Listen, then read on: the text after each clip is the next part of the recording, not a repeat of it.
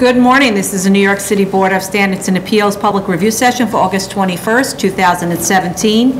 We'll begin with the special order calendar decision items. Item number 1, 71682BZ, 20930 Northern Boulevard, Queens.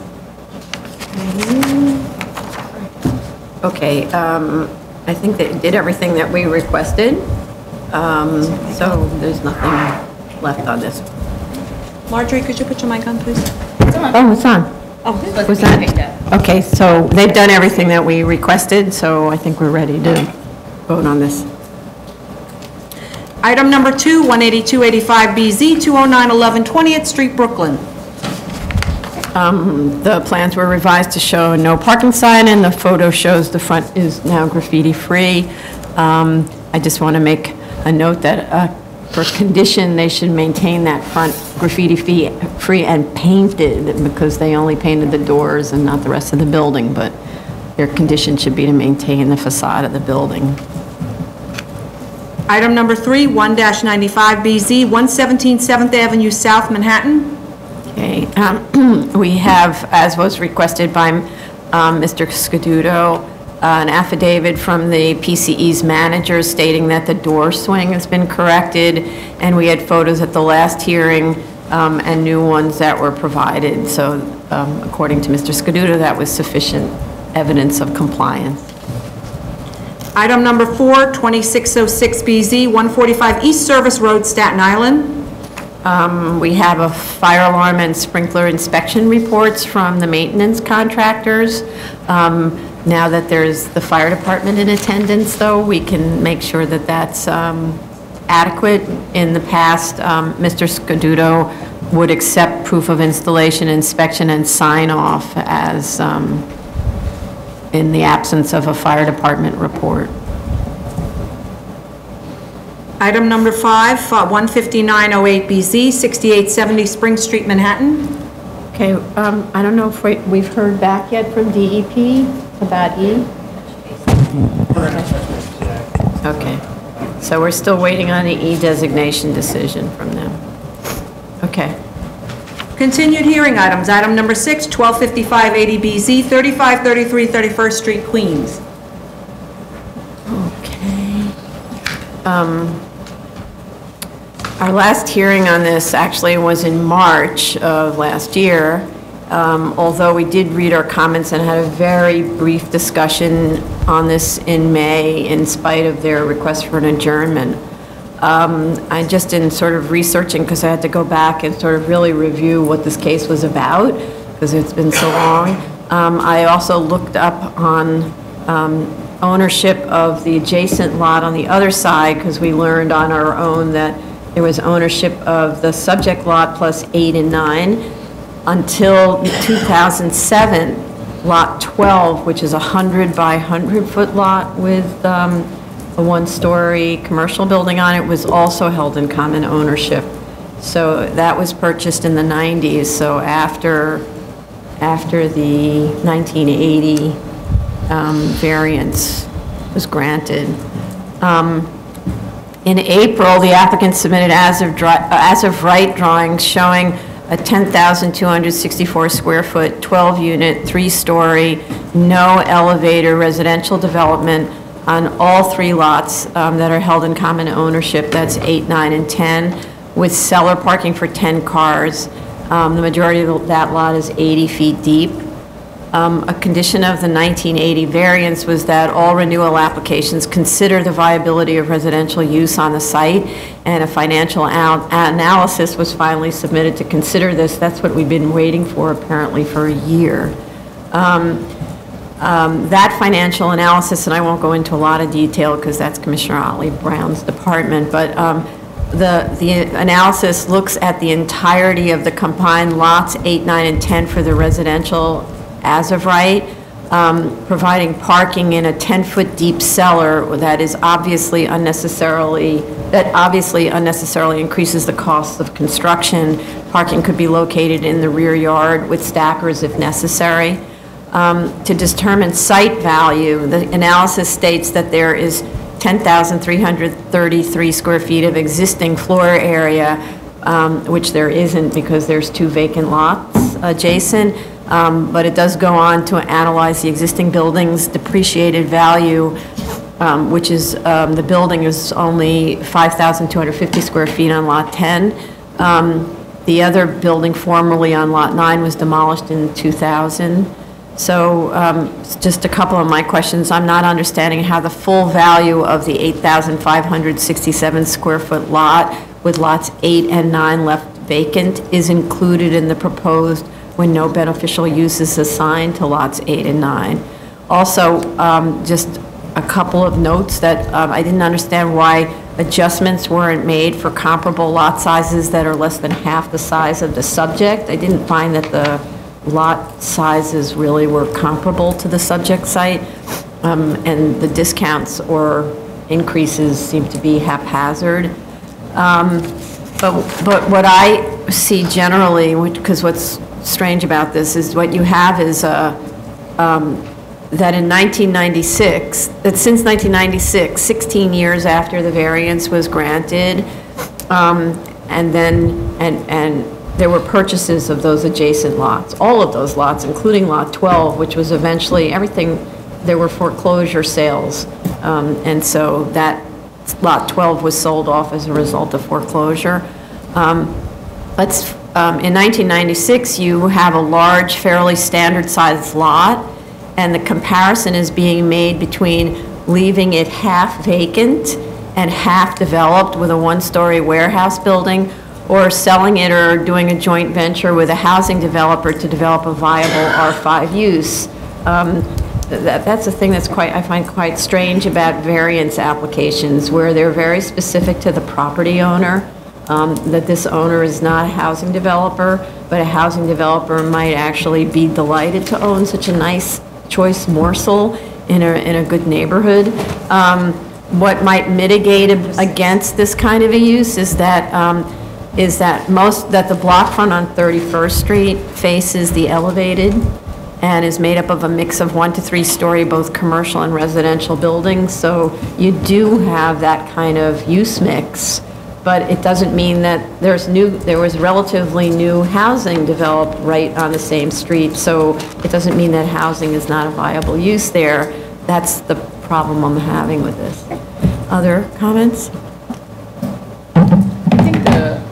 As you pointed out, the use in this area is being mostly commercial. There are few residential uses that are coming in, and further out where the density is a little bit higher, there are new developments that are happening along the elevated subway. This being an R5 with density and a height limit, it really limits its potential. I strongly feel that, especially the elevated subway is quite much higher, so any building will in an R5 will not be able to go beyond the elevated subway. It will all be at the elevated subway level. So that is something that needs to be factored into the cost of an as-of-right building in a merged lot, and what it can return what kind of return it may have. Again, I agree with you, the as-of-right scenario that has been proposed. A cellar space for 9 parking spaces is not something reasonable. I think in a development such as this, if it were to happen, they will look for parking on-site in the rear, and I think there is ways to accommodate those 9 parking spaces. And you don't need to have a full cellar. It can be much more contained, reducing the cost of the construction thereby. With that said, I'm not sure to what extent an as-of-right all-out residential use in an R5 would be feasible, and that has not been demonstrated clearly with the as-of-right development that the applicant has provided. So you are right that the financial report as submitted is problematic, and the reason why is they did not follow our instructions, which were to show an as-of-right development on all 3 lots versus a proposed development that takes up all 3 lots. What they're doing is they're analyzing a proposed that just exists is the one original lot, which is 4,000 square feet, and they're not contemplating any development on the other half of the lot. So that's half of the lot that's left as non-income producing, and that's not realistic. Nobody is going to purchase 8,000 square foot lot and only develop half of it and not leave the other for anything. They're not even contemplating parking and charging money for parking. So that would be a problem right there. That then kind of leads into the financials, which are reflecting that. And so what they're doing is they're grappling with trying to make a comparison between apples and oranges, two zoning lots that really are different. And so because they're contemplating a zoning lot that's the full 8,000 something square feet for the as of right, and then only half for the proposed, all of their assumptions are not making any sense. Just even if you start with the assumption in the site value that you're going to have a depreciated building that makes up the site value, when in reality, if you were going to contemplate as of right, you would demolish that. So then why would you even calculate its worth? So there are problems that stem from their approach, so it would be very helpful if the financial analysts were to come tomorrow so that we can issue our instructions in person as how they should go forward. It should not be something that's difficult to prove if it's done properly. So I think I'm probably inclined to agree with Commissioner Shanda that an R5 here might not provide the amount of development potential that would make this project feasible, but they have done nothing to show it as of yet. And the reason for that is because of the elevated, right? Okay. So to be clear, the financial analyst has to come to the hearing tomorrow, because otherwise, I don't know what kind of conversation we would have. We'd be talking to ourselves again. Right. That's not helpful. Okay. Move on. Item number 7, 16998BZ, 3141 Bailey Avenue, the Bronx. Okay, they requested a 2-month adjournment. Item number 8, 34403BZ, 2777 Flatbush Avenue, Brooklyn. Okay. I thought the submission letter was a little confusing in that it provided no backup for the statements. With respect to the signage, for example, Commissioner Otley Brown asked about the signs that are located all over the site, and the response was simply that they've always been there, which can't be true, because a lot of them are flags and banners, and that's pretty long for flags and banners, always. There was no supporting documentation. I think actually that one sentence was referring to the large sign that was the subject of the compliance request. And with respect to the small business services question, we asked at the last hearing that the applicant demonstrated that it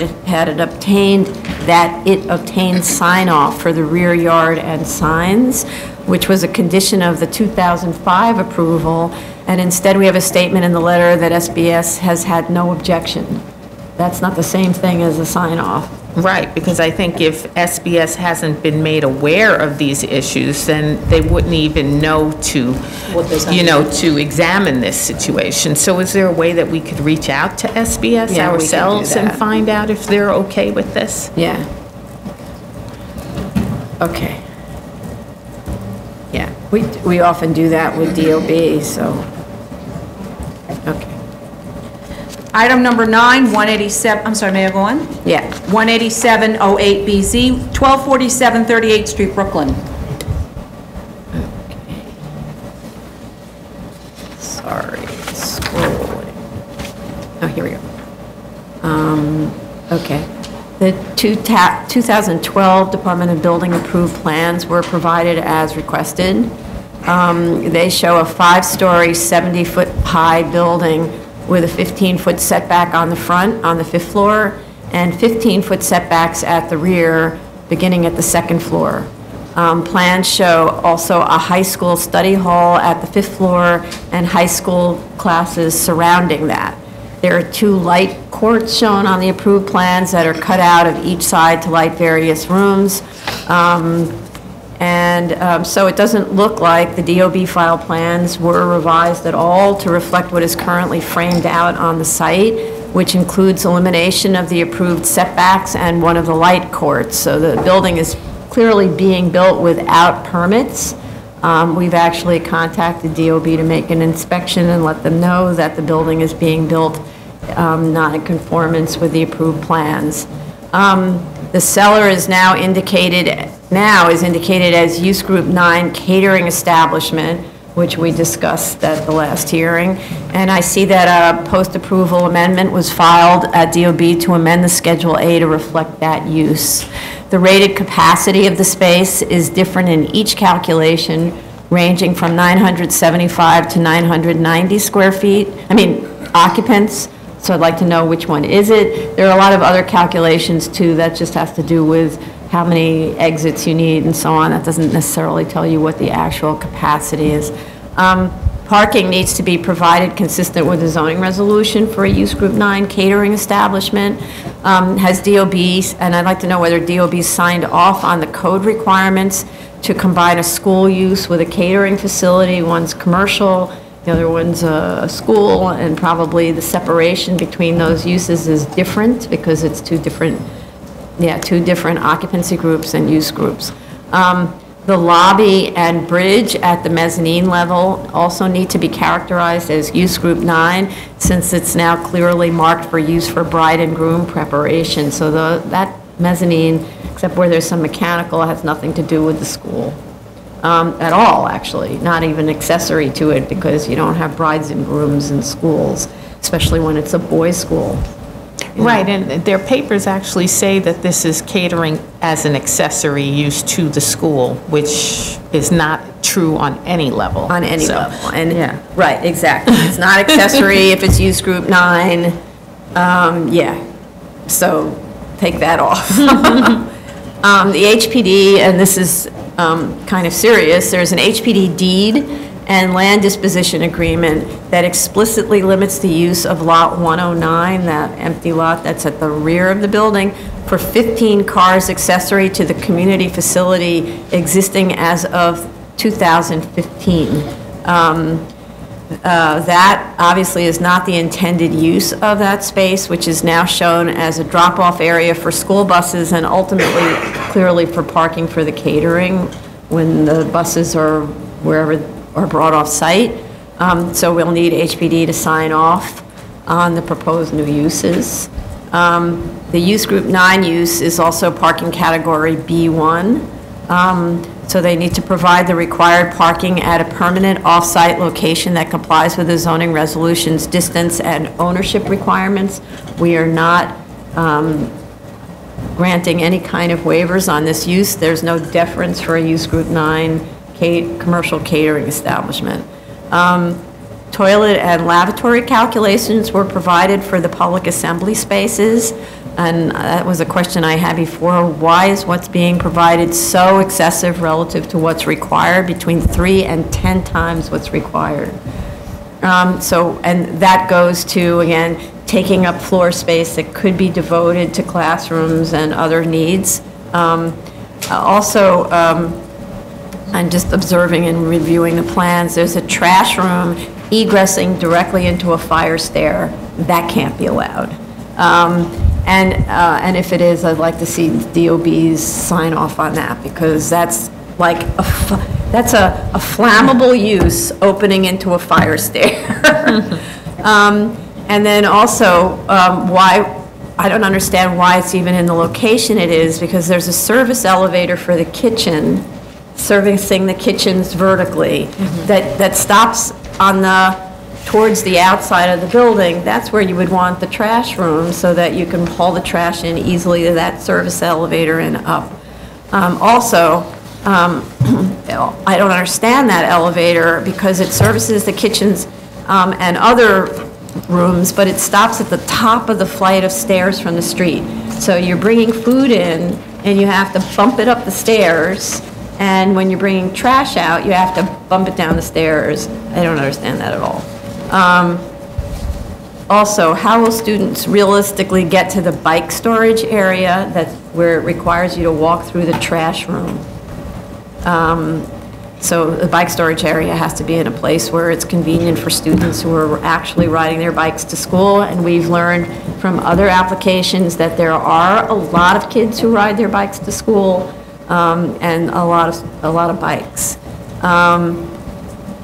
Also, with respect to what the school gives us to accommodate the catering. So, I'm sorry, what the school gives up to accommodate the catering, because there is actually an impact on the school plan for the commercial use that's in the cellar. There, on the first floor, it gives up approximately 2 to 4 preschool classrooms at the rear that are now devoted to lobby, elevator, coat rooms, servicing men's and women's entrances to the catering only, or it also gives up administrative offices. It gives up better layouts for the location of the service elevator, trash room, bike rooms, ADA elevator relative to the main entrance from 37th Street. The ADA elevator from 37th is located remotely from the main entrance. And also, it would obviate the need for a 9th grade lunchroom at the top floor. There is a statement from the school that it intends to park its buses on the street. That is not acceptable. An off-site parking area must be located to accommodate the buses. It's clear from the intended catering use that even if buses were parked at lot 109, for which there is room for only 3 buses, they would be moved to the street to accommodate parking and drop-offs during the catering hours. Buses, and we've observed from lots and lots of site visits that buses and bus parking have become a nuisance and even a hazard in these neighborhoods, and school operators really need to be responsible stewards of their buses. On a recent site visit, I saw little kids crossing in between parked buses and not being seen by oncoming cars, because there's actually no, it blocks all the crossings. It's really very much of a hazard. They need to show the street trees on the BSA site plan to match those shown on the DOB approved plans for 37th Street, and provide and show on the BSA plans the required 38th Street street trees. The plan showing the 5th floor setback, which is their alternate or their, let's say, lesser variance version, I think work very well, and do not affect the size of the 9th grade study hall or the number of 9th grade classrooms, assuming that you needed this many 9th grade classrooms. As directed at the last hearing, that steel at the 5th floor setback, at the 5th floor, has to be removed immediately. We were told at the last hearing it would take 2 or 3 days to take it down. It's still up. It needs to come down. I find also the programmatic needs chart woefully inadequate. The 2010 and 2011 approvals were predicated on a pre-K through 12th grade school. The proposed school now eliminates 10th to 12th grades, provides 14 2- to 3-year-old classes, 7 9th grade classes, and 4 classes for each of the 1st through 8th grade. So I don't even understand the math on that. How do you get from 4 classes of 8th graders to 7 9th graders? And no high school? Like, what happened to the high school? We also asked the applicant to review the bus demands due to the increase in lower school kids, which they didn't do. But what happened to the high school? Well, we know what happened to the high school is Minna Street application. That application we heard 2 hearings ago, and we discovered completely by accident is actually the companion school to this one. So according to that, the programmatic needs claimed back in 2010 are no longer the needs, and the building's layout and assumed floor area increases and waivers may no longer be justified. We noted at the last hearing that classroom sizes in the proposed often exceed by a lot, actually, the 600 square feet claimed to be required. And the area that used to be called the high school study hall no longer serves that purpose with its rated occupancy of 244 students.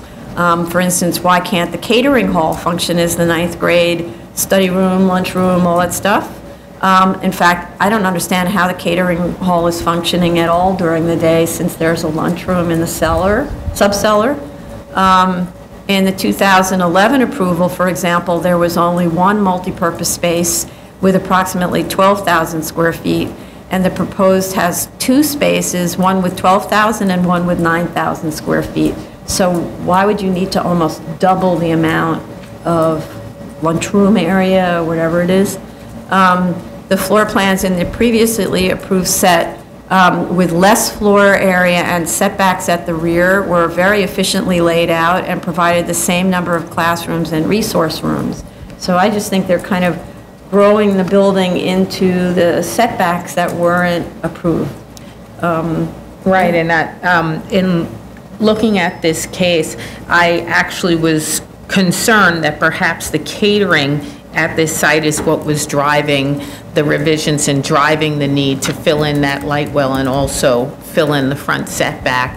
And to me, the fact that this is happening at this point in time, that they're also purchased the Minna Street site and are trying to pursue a variance for the upper grades of the high school there, just leads me to actually confirm my opinion that this is being driven by the commercial catering at this site, which is literally pushing grades out of the building and into another building, and also impinging on the open spaces that are supposed to be here in order to accommodate the displaced school space that we okayed. So I don't know how we actually should analyze this, because it isn't programmatic needs anymore. It really isn't. It has to do with the needs of the catering hall, which is it's a kind of profit venture or some kind of hybrid profit venture that may be fueling the development of the school or fueling the maintenance of the school at this system, at this location. Right, right. No, I agree. Go ahead. No, I agree with both of your statements. I was trying to understand the programmatic needs that was stated before in the as part of the original variance, and what's presented. First of all, what has been presented is extremely scant, so it is very difficult to kind of even understand what the programmatic need is today. And as Commissioner Otley Brown indicated, if it is it seems it's driven by the need to accommodate a catering establishment in the lower floor, which is pushing the programs of the school in a much smaller space, and thereby these requests are being added. Looking at just simple things in terms of the number of the classroom size and the number of students that was being proposed before versus now, even though the classroom sizes have increased, the number of students are shown as decreased. Then I question why a separate lunchroom for the seniors is needed when we have such a large multipurpose room on 2 levels, and why can't those be separated out for different programs so that you avoid this situation which has been cited as the new reason for wanting to have a lunchroom for seniors separate, which is the bullying effect. To minimize the bullying effect, you want to have it, which I'm surprised was not there, but even if it was there, was not factored, and now it is being factored and a separate lunchroom. Why can't the multipurpose room or the lunchroom, which is pretty large, and we do know from the various schools they're always staggered, why can't it be accommodated in a staggered way where you partition off, use one of those temporary partitions to partition off the spaces for seniors and for non-seniors? And I think the space is big enough, the same size, once you partition it up as what is being proposed, actually bigger than what's being proposed in the lunchroom. And I agree with you in terms of the layout.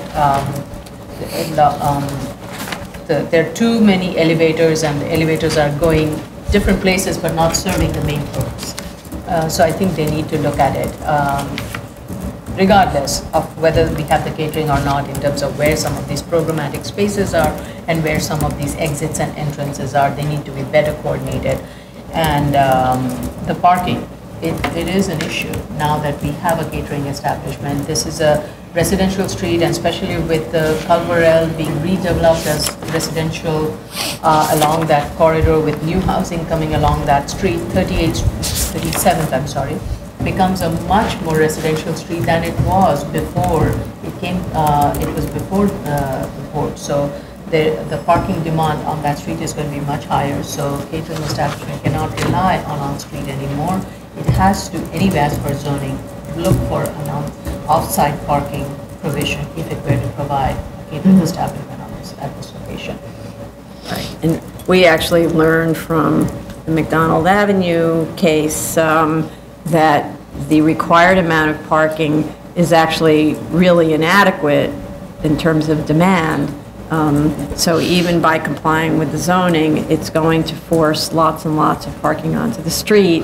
And, you know, how we deal with that needs to be discussed. But if they were to do a demand study, we have lots of good examples of what the demand will actually be. And I think it's something like 40 spaces that are required by this use is drastically inadequate, especially because we've learned that it's a 975-person occupancy in the place. And so if you assume 2 or 3 people per car, that's far more spaces than is required by zoning. I also want to say that given the relationship of the waivers requested here and the waivers at Minna Street, which I'm very upset that we discovered by accident are related institutions. The applications should now travel together and the programmatic needs analysis be combined. As we pointed out at the Minna Street hearing, we count a total of 11 classrooms and 2 study halls devoted to 9th graders. So, because Minna Street also has 9th graders and a study hall. When there are only 4 lower school classes per grade and 3 upper school classes per grade. So it makes 0 sense. It just sounds like, if anything, they're planning for some kind of other expansion that they're not admitting, or anyway, how can you need 11 9th grade classes? We do have, just from environmental, we have an August 14th DEP sign off on the remedial closure report. But we have a lot of other issues in the environmental that should be addressed. I don't know if I should read them from your email that you sent.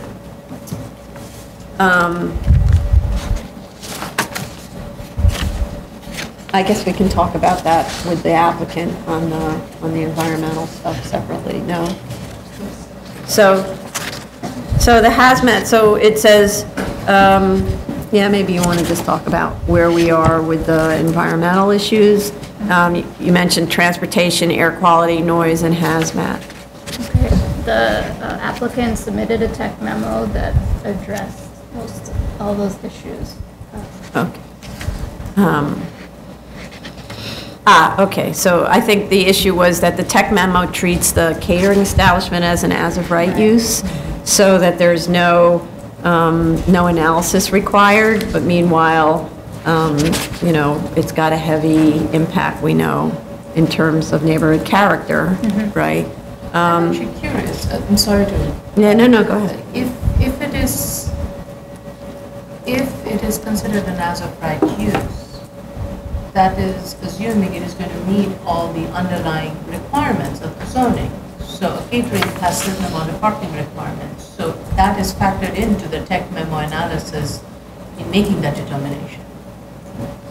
They do have to comply with zoning under both scenarios, both an as of right and sort of with action. So that goes back to the question of the parking requirement for catering. I think that the parking and other zoning requirements are have to be complied with. The catering Right. facility. Okay. But We should assume they have to comply. Right, and that's how the Should tech show memo us is being identified, so then they need to line up. Right, yeah. Yeah. I mean, if they were asking for a waiver, which I think is separate from whether or not they could qualify for a waiver. No, but it's not a, Yeah, then we would analyze that.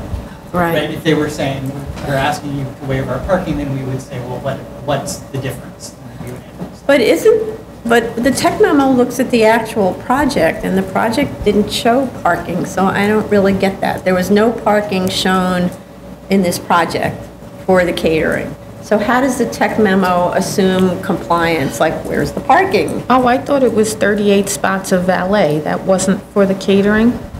No, the 38 spots which they no longer are offering. No, they show it. Actually, they have a plan that's 2 scenarios. One is the regular amount of parking, and then 38 valet spots that they smash in every which Onto direction. on lot 109? Yeah, the lot that fronts on 37th Street. That's a good trick. Yeah, That's a there's what? 2. Oh, okay.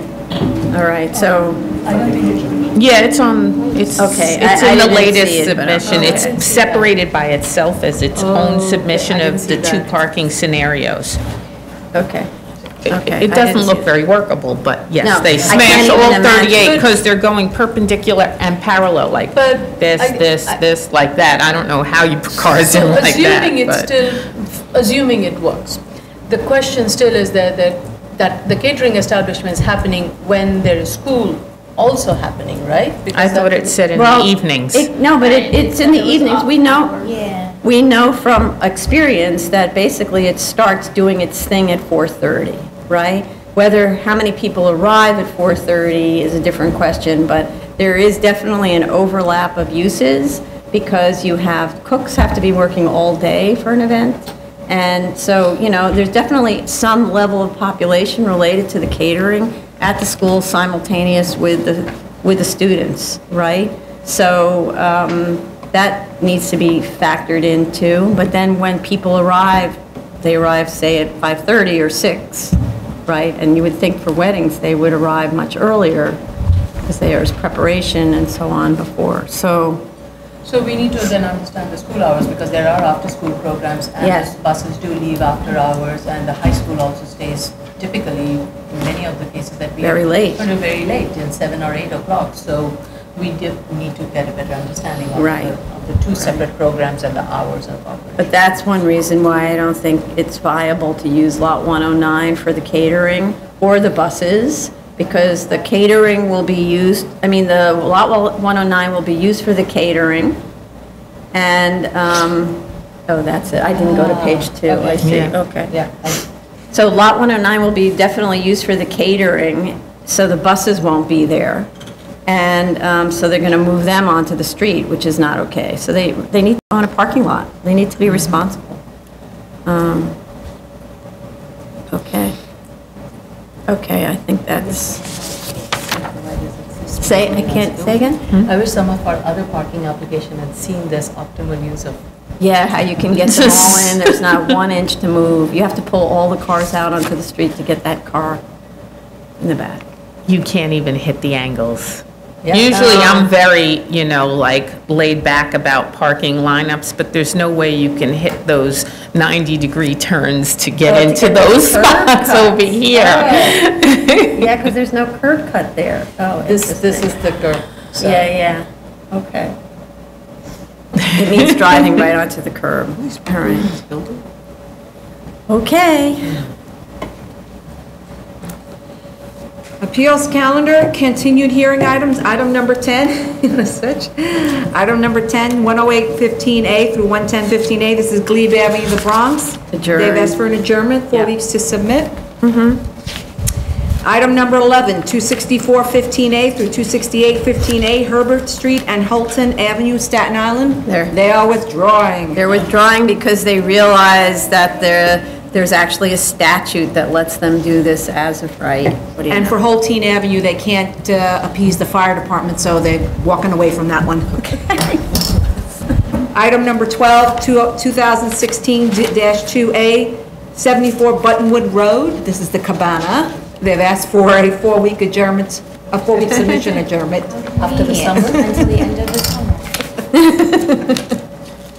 New cases, item number 13, 2016-1186A through 2016-1207A. This is Hook Creek Boulevard in Queens, it's a GCL 35. We have proof of notice, it's a new hearing, so I have to mention that we have proof of notice of hearing to officials, but I don't find proof of service of the initial application to officials, even though I do have a community board recommendation, which is to deny citing concerns about road width, lack of parking, the history of flooding in the area, and they kind of held back their final decision pending a site visit, but then I didn't see any follow-up, so I don't know if they're standing by their position.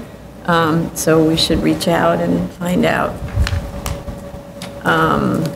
Okay. And then also I'd like to know whether the borough president commented on this. I reached out to the borough president's office, and they didn't have a comment Okay. at this time. Okay. They said if they will watch the video or have someone here, if they feel they need to comment, they will comment. Okay. We also have a rather what I consider confusing sort of sign-off from DOT dated April 10th of this year that essentially instructs everyone to proceed with caution. In July of last year, it outright objected to the application, stating it as plans for the reconstruction of Hook Creek Boulevard. And this time, it says DEP, oh, this was DEP's comments, okay. DEP has a capital project number HWQ 274F1. But no acquisition. But it does not include property acquisition. The improvement of Hook Creek Boulevard at this location, which would involve taking a portion of several lots, is not presently included in DOT's capital improvement program. So it's really DEP that's concerned. Yeah, this case took a little while. I'll say that this case took a little while because when we were informed that DOT had concerns about the application, we reached out, as we normally do, to say, okay, where's the project going to happen? And, you know, if you're going to acquire this applicant's property, and the applicant also was, we were trying to get information, and apparently there was a holdup in DDC with Office of DDC as to where specifically this issue, what the lots were. And then it turned out it was not a DOT acquisition, it was a DEP project. And DEP had not informed us through their letters, so then we reached out to them, and we're right now at the stage of they want an option of drainage plan, and the applicant has let me know that the property owners engaged an engineer to address DEP's request regarding the drainage plan modification, so Okay. we're at that stage. It's going to take a little time. They were back and forth. So that's where DEP's June letter. June 23rd letter. Yeah, it says they want a 35-foot wide easement sewer corridor for the installation of future sewers and water mains in the bed of 147th and 147th Avenue and 147th Road. That's Queensway. Yeah. Yeah, how do you find your way? It's incredible. But it doesn't say that it's doing it in Hook Creek. So, kind of confusing. Proceed with caution is all I have to say. Fire department also had conditions that all the buildings have to be sprinklered. The DOT must consent to no parking anytime signage along the entire roadway. And of course, a hydrant must be within 250 feet of the main front entrances of all buildings. My comments are that the drawings don't show and need to the street widths, the sidewalk widths, the location of street lighting, street trees, no parking signs as required by fire department, and hydrants on, they need to add the notes that are required by all the agencies to the drawings. Also, the statement of facts says there are 24 houses facing Hook Creek, 23 of which need the waiver, but I count 28 houses. Yeah, the document was very confusing. I think all total there are 28. Of those, 24 are along the section of Hook Creek that needs waiver, but one of them is off the street widening, so therefore it comes down from 23 to 22. It was, the statement was not very clear. I had to sit down and count the RP 602 and the drawings to kind of boil it down, so the statement of fact needs to be much clearer. Well, lot 31 doesn't require the GCL. Right, it doesn't require the GCL, but all total it's 28 of the, lot 31 is one of them, and there are a few on the edges that also don't need it. It's just the ones in between. 22. And so the document is not very clear, and I think it can be very simply explained through a diagram. indicating which of the sites are being affected by GCL and carry that into the statement of fact. I went on a site visit, and this was yesterday, and it's when did it rain? Friday night. There was a water loss at one of the locations. So definitely the DEP work is needed. This is, I'm talking about Sunday afternoon with a lot of sun and all that. And this is a quite heavily traveled road for that area. So the number of curb cuts that have been proposed, I would like to ensure that this does not add to. I mean, I know this is a GCL waiver, but should we be looking at that? And there is a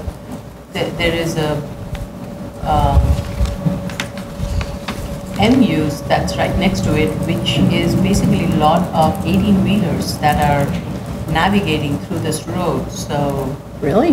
yeah. But Oh, why right, is- because that's, No, I'm just Why saying in is terms- there, I mean, because in this area, I mean, this project may have other problems, but there are homes all along that service road that have curb cuts. It's all a very low-density area, Hope Creek The width Boulevard. of those, the proximity of the curb cuts of this is much closer. That's what I'm concerned about. the It is- distance between. The distance between the curb cuts are much, much closer than the ones that are existing.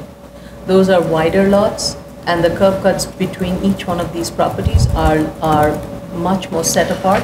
So I'm just, if there's a way to consolidate these curb cuts, to minimize the number of curb cuts, should be.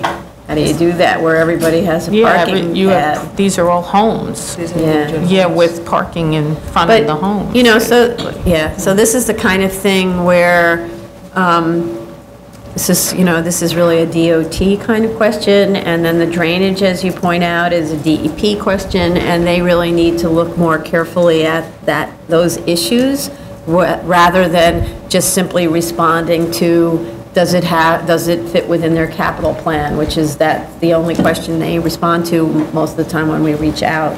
So the community board expressed a lot of concern about flooding in this area, and voted against the project, right? So I think we should, as an agency that has access to these agencies, we probably should get them to weigh in on these subjects.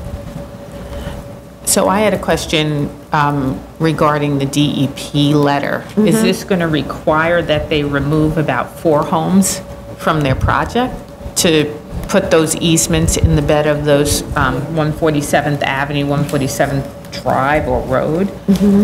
Because right now there are homes sitting in it. Right. That's a good question. That's where the proceed with caution comes from. Right.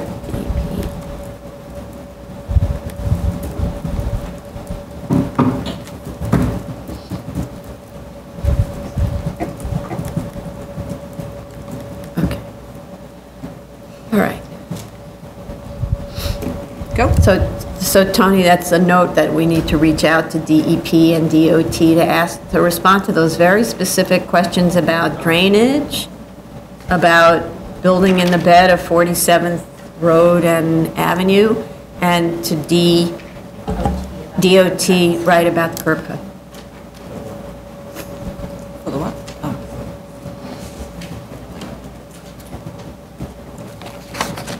Decision items, item number 14, 2016-4165BZ, 5801 Amboy Road, Staten Island. Okay, we were still waiting for a DOT response. Do we have Yes, it? the applicant is hoping to contact the borough engineer today to finalize. There's some questions about the signage comments, and hopefully once we get that, we will have this. Okay. Okay. Item number 15, 2016-4224BZ, 1869 East 21st Street, Brooklyn. The plans were revised as requested to show at least 50% of the exterior walls being retained.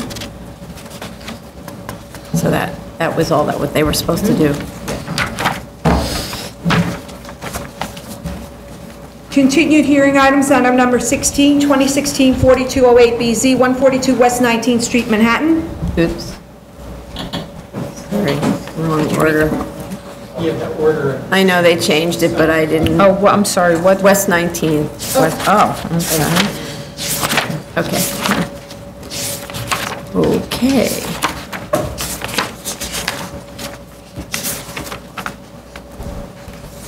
Okay. The project was revised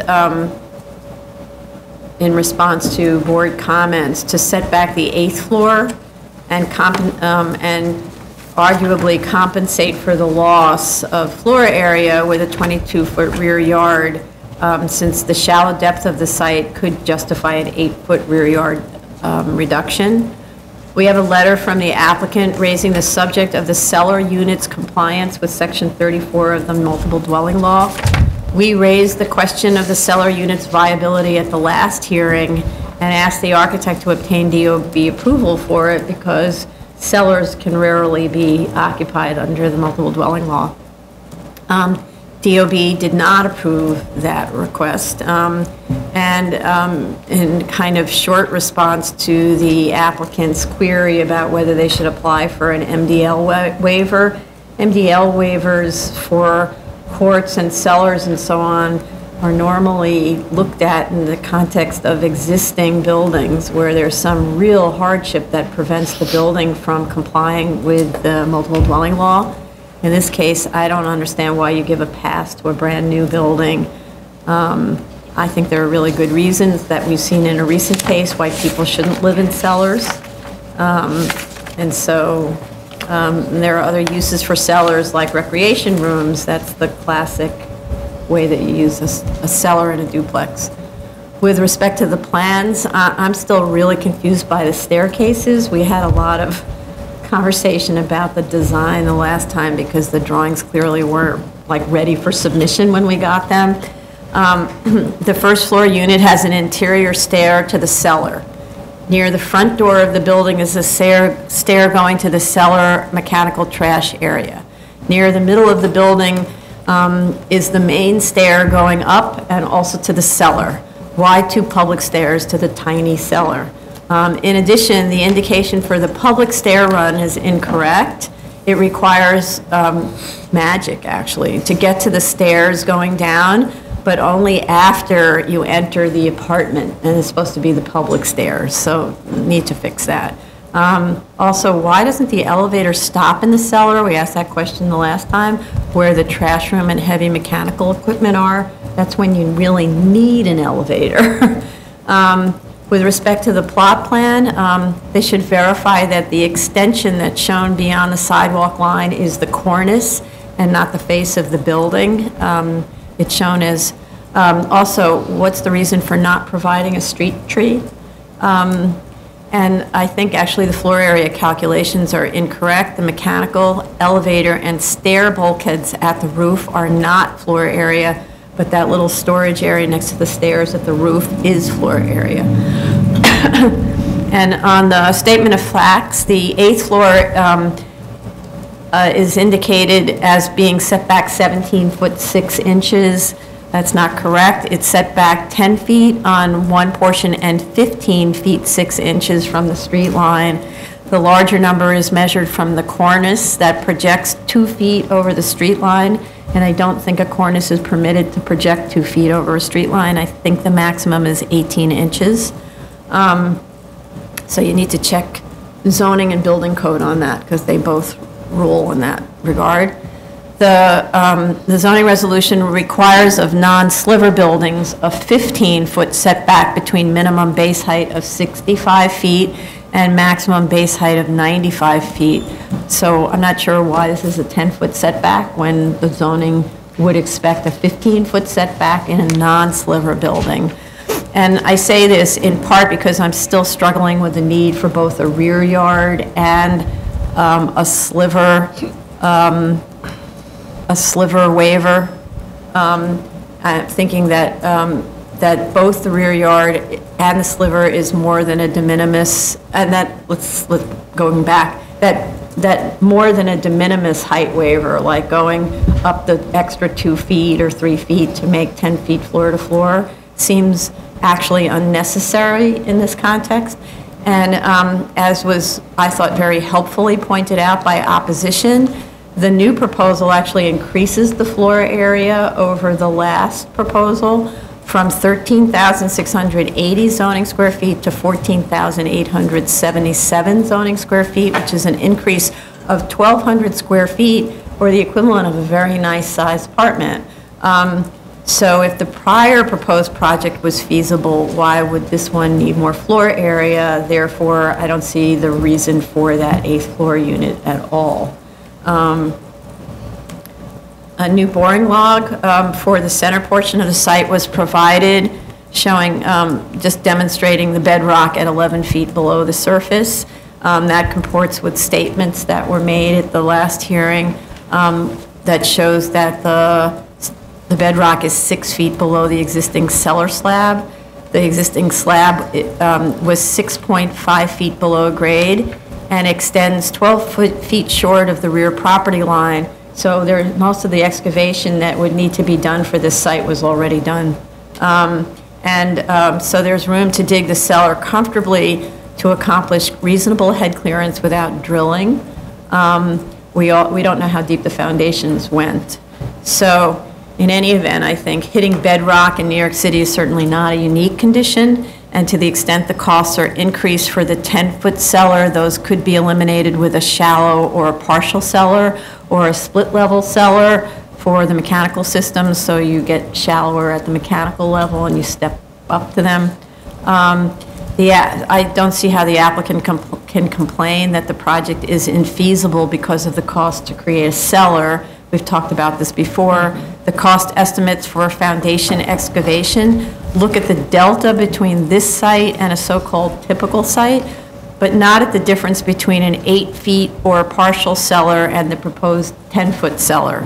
As we've said from the start, that work is optional. It seems to me that if excavation of the cellar beyond what is necessary to give 8-foot head clearance were taken out of the mix, the 7-story would realize a reasonable return.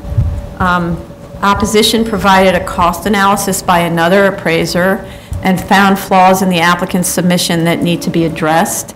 The appraiser states that the as-of-right cost estimate is based on a 6-story with penthouse and the financial analysis on a 6-story without penthouse.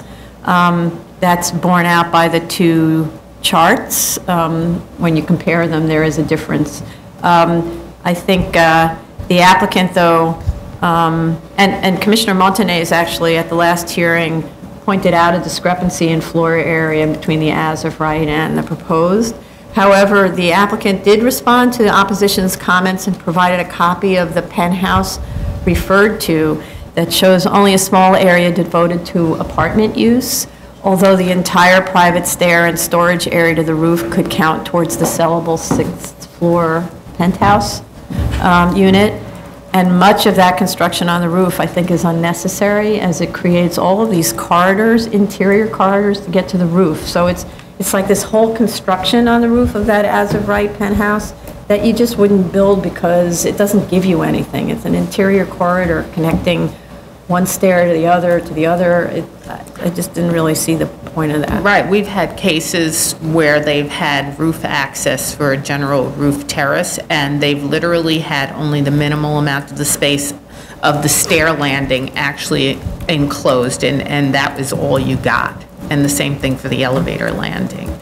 Because this actually reads, the opposition is right, it does read as almost a full floor. 3/4 of it is enclosed. Right. And not sellable. Right. Right. Other comment?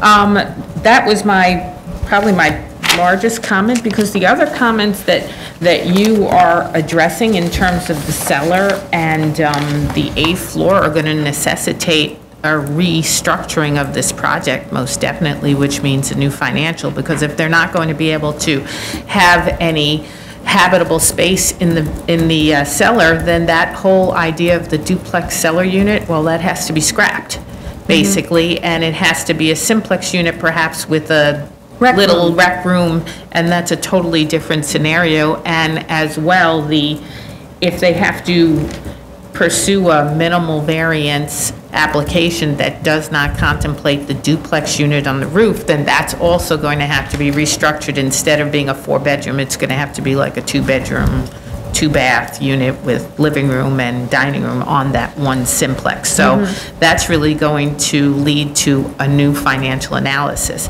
However, as I was looking at the as-of-right plans, which you just talked about, they have not revised those plans since, I believe, the first hearing when we were questioning the amount of space. So they definitely, at the very least, have to revisit those plans. They have to eliminate all of that enclosed area on that penthouse or roof and turn it into perhaps just a stairs with minimal landings, whatever the building code requires, and also a minimal landing on the interior stair from that top apartment up there, and elimination of the storage room. And then they won't have to include any of that area basically as sellable except for the private terrace, private landing area.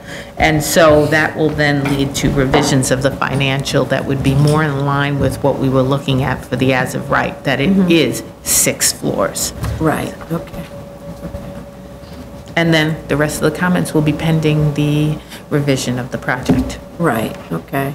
And, you know, with respect to the cellar, there's lots and lots of legal uses of cellars where, I mean, you see them all the time, funny little triplex units and so on that have lots and lots of cellar space, and it's all called rec room, and it has, you know, other things down there, but they're not allowed to be called bedrooms. So, right? True, or they could pursue an amenity-laden cellar that, you know, will increase the sales prices of all the apartments above because they'll all have access to it. You can put, you know, fitness room, media viewing room. There are lots of things you could put down there that everybody can enjoy that would raise the sales prices of the apartments.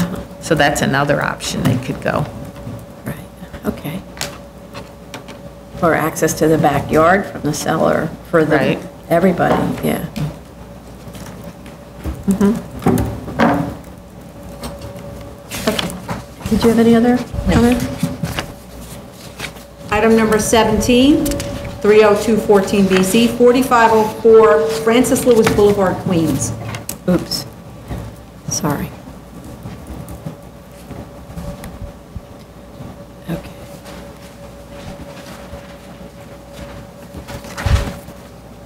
Okay. Our last hearing on this was November 1st of 2016, with 2 adjournments since. The plans were revised to eliminate the residential component of the project. Now it is a 920 square foot enlargement of the existing building that is smaller than the last 1,800 square foot per floor version, with ground floor open parking beneath the building and 2 floors of medical that connect the old building to the new. The previous proposal was for 22 exam rooms plus 2 offices. The current is 16 exam rooms and 4 offices, so I read that as 18 exam rooms and 2 offices. The proposed rooms are now very small, although they're not dimensioned. I used to be a medical office designer, so I know you can't function in a medical office less than 8 by 10, and some of those are smaller than that.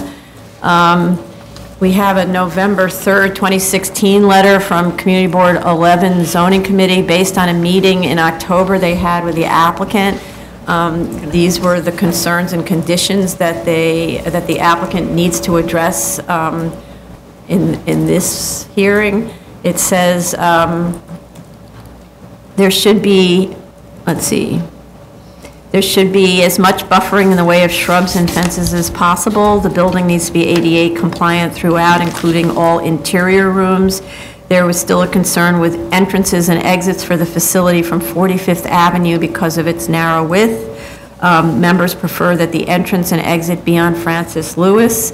And they noted there is a traffic signal at 45th Avenue which allows drivers to exit when it is red for the boulevard, or say turn onto the boulevard. They also note that there are many community facilities of this type in the area, and there's a lot of traffic as a result and parking issues. And from my comments, that was the community board, my comments are that they should also address and show on plans the location of the bus stop and how the proposed curb cuts will affect the bus stop. I note also the floors of the new and old building, when you look at them in section, don't align, and the plans don't indicate any ramping, so that's not going to be very handicap accessible. The access from one side of the floor to the other is via the fire stairs. I actually don't believe that's permitted, but DOB needs to review that. It means going through the fire stairs in order to get to the other side. I'm not sure that's allowed to be an access corridor. If a second means of egress is required for this use, I'm not 100% sure on that. It can't be through an occupied space, such as an office, unless DOB and fire department sign off on that. I'd like to know there's a strange side stair that goes directly into the exam room from each floor. It's almost like the doctor sneaks out through the side stair, which, by the way, is something that exists, but this is only for one doctor to sneak out. Drawings should clearly show the existing walls to remain and the new walls. It was actually hard to tell what's new construction here. I also there's 2 parking spaces, A and B, and how you get to them without a curb cut from 45th Avenue. The basement drawing refers to an existing garage that can hold 1 car, but the site plan shows cars in tandem, like you're driving through the garage, which isn't a bad idea, but right now it's got a wall, so I'm not sure how you do that. And then I'm not sure exactly how you get that car out. How do any of those tandem spaces work when it's parking for a commercial activity, basically? Right, that's self-parking. That was my issue, one of my issues with this project. Right. There also is no curb cut on 45th Avenue on the plans. Right. Even though you know it's got to be there. Yes, they have to make that correction. They have to show it, though. Yeah. Also, there's something called an open basement with a toilet room. That needs to, obviously, that's going to be also an exam room, so either it's that, so it has to be included in the use group 4 ambulatory care facility calculations for parking. So if you do that, that raises the parking space requirement to 13. Also, as discussed at the last hearing, why is an existing floor area being included in the parking calcs, as this is an entirely new use? And also, if this isn't, then the same question about how in the world do you get to those non-valet spaces? DOB has to weigh in on this parking plan. To eliminate some of the parking concerns, though, I'd suggest actually converting the existing open basement to parking, like just do away with that whole enclosure there so that you can park underneath the building. I'm not sure that it makes it any easier without a valet because you still have to stack them up, but then there's more spaces, more, say, viable spaces there, and it pushes them back further into the site to make so less of a sort of visual nuisance. They need to also provide zoning criteria on the plans showing the required open space, yard, height, and setbacks, and provide calculations that demonstrate that the parking area doesn't exceed what's permitted within required open space. We've asked for this a few times. The BSA zoning calculation chart is incorrect. This is a special permit to allow this use to exceed 1,500 square feet. Hence, it can't be compliant with respect to floor area and FAR, and it's shown as being compliant. We have an application before us now that complains there isn't adequate parking for their medical facility on the site, so we need to make sure that there's enough parking on this one. And the statement of facts is inaccurate about the amount of parking proposed. That needs to be corrected. And they need to provide a landscaping plan and show dense buffering vegetation along the street frontages and deep, denser buffering planting along the side lot lines, and provide info on the proposed fencing. Other comments? One of the findings, I believe, is that this medical office kind of fits in with the residential character of the neighborhood. And I think one way they could do that is to devote as much area as possible to plantings. And I think we have spoken about that at previous hearings. And this new iteration still has a lot of the open space paved. And it's paved, of course, to accommodate the parking. But in addition, there is no buffering whatsoever on one of the sites, one side of the site that actually abuts a residential lot because it's totally paved and used for parking. So that's a problem. That is not in keeping with the residential character of the neighborhood. And then on the northern side of the lot, there's only one little strip of bushes and no grass, nothing planted. And so I think they really need to increase the amount of plantings that they have. And I also agree with you, they have to be clear about the number of spaces that are actually provided, because it looks like it might be 10. And yet, I believe they're talking about 11 or 12 or something. It's 9? Oh, I thought I counted 10. Or 6, 8, 10. They're 10. And also, I wasn't quite sure how the tandem parking was going to work, being that this is a self-parking area, and they need to put the curb cut onto 45th Avenue in the plot plan. And if you put the shrubs along the buffering along that other property line, that reduces the number of parking spaces. So another reason why that basement area should be turned into parking, I think. So I had similar comments, again, based on the the findings of section 73-125. More open space needs to be provided, and I think it just cannot be just grass area or, as it says, new planting. I question also the number of new trees that are being proposed on along this street, because based on what we have understood DOT requirements, many of these street trees would not be permitted, especially along Francis Lewis Boulevard. The two of them that are being proposed, one is by the bus stop and the other is within 50 foot of it. So need to provide street tree planting that meets the requirements of parks and DOT. With that said, I think there will be street tree plantings that will not be feasible as the community had requested. So in lieu of that, they should provide more street planting, trees and shrubs as the zoning requires, of at least 4 foot high at the time of the planting, that can rise to 6 foot high, all along 45th Avenue, except for the section where there is existing curb cut to access the garage. And in addition to that, to ensure that a lot of the planting area is not going to become a future parking space, there should be a low wall that is provided that edges along the parking area to ensure that the parking is contained within the space that is identified in the plan, and the rest is landscaped with dense shrubbery that is 4 foot high at a minimum at the time of the construction, and with trees. And also the existing staircase that is there along 45th Avenue should be eliminated, and that should be turned towards the walkway that is being indicated, and that walkway should have approach from Francis Lewis Boulevard and not from 5th. Turn perpendicular, right? Yeah, turn perpendicular, so all the access drop-off is from Francis Lewis Boulevard.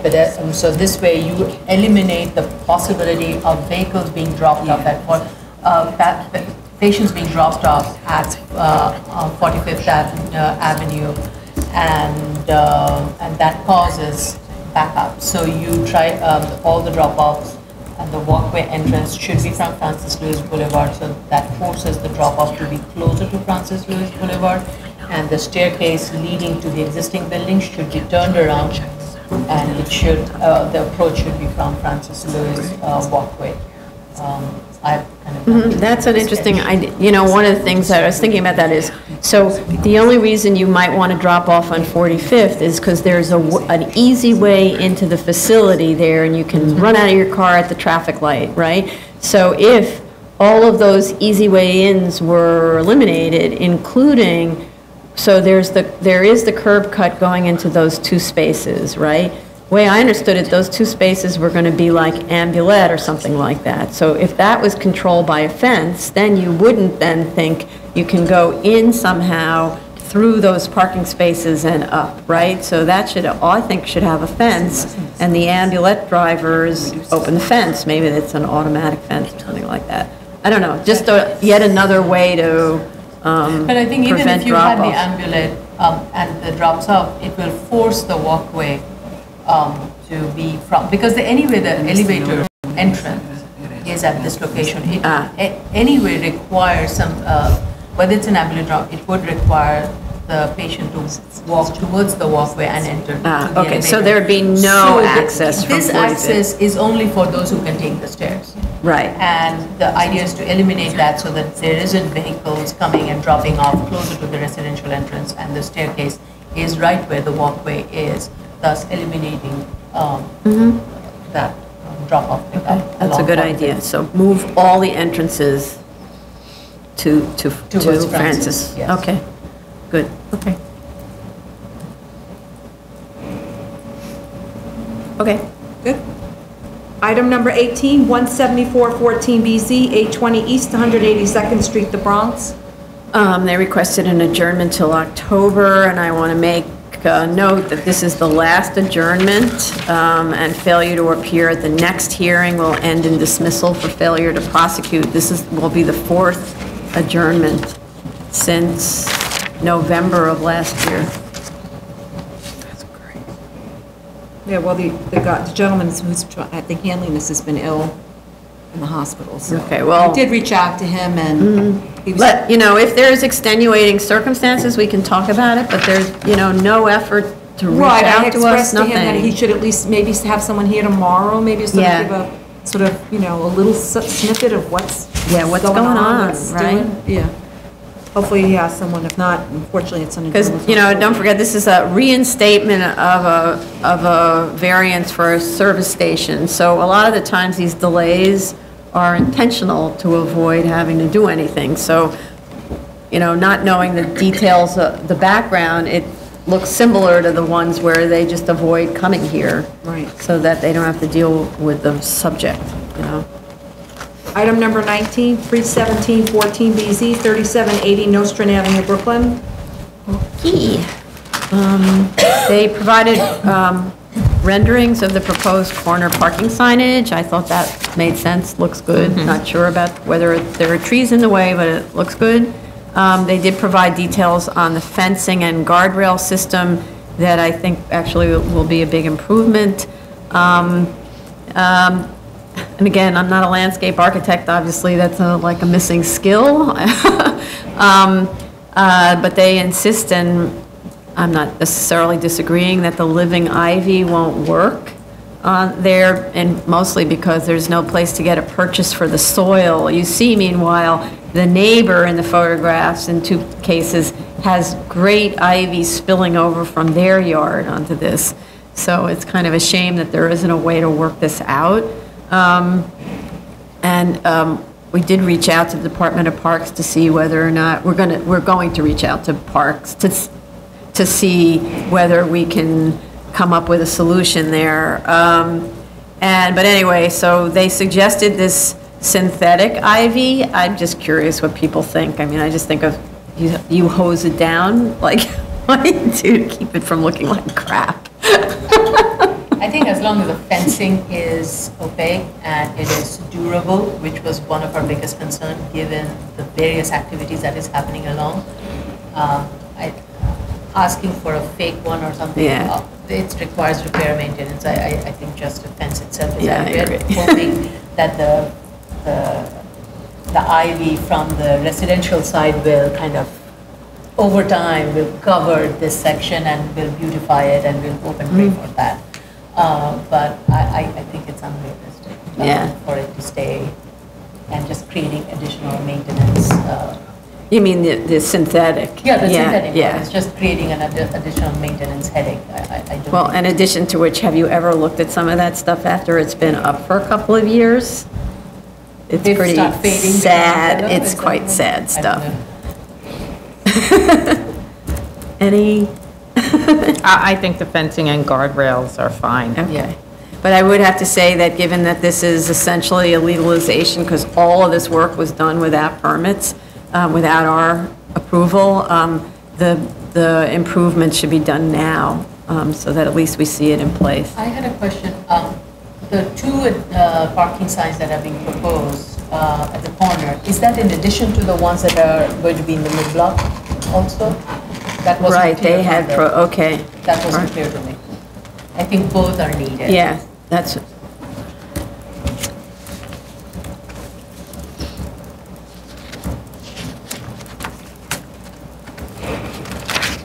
okay, Good. great. Item number 20, 4-15BZ, 119 Webster Avenue, Brooklyn.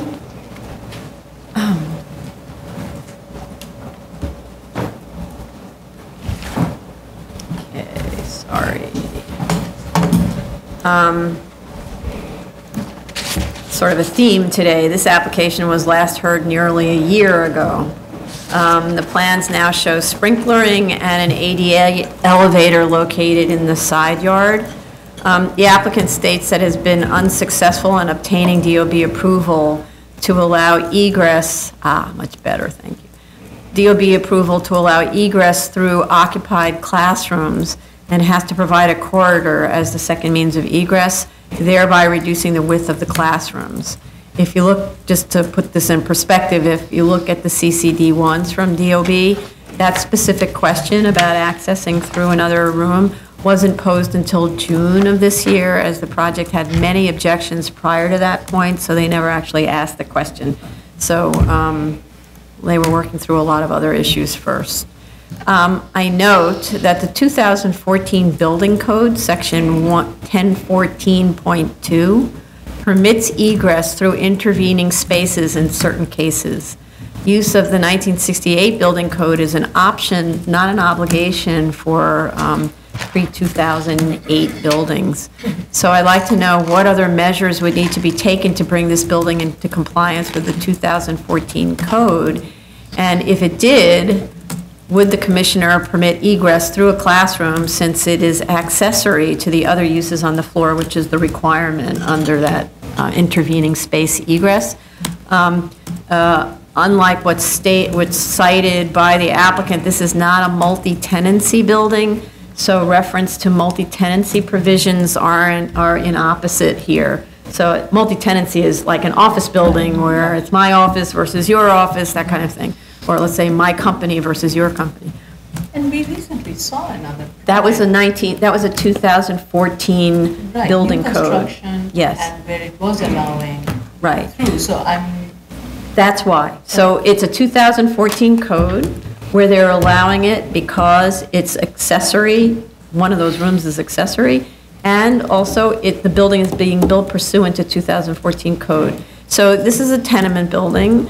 I don't know how much reconstruction work they're doing, but, you know, I used to do a lot of work on tenement buildings. Oftentimes you took out all the joists, you stripped it down to the masonry. There was nothing left.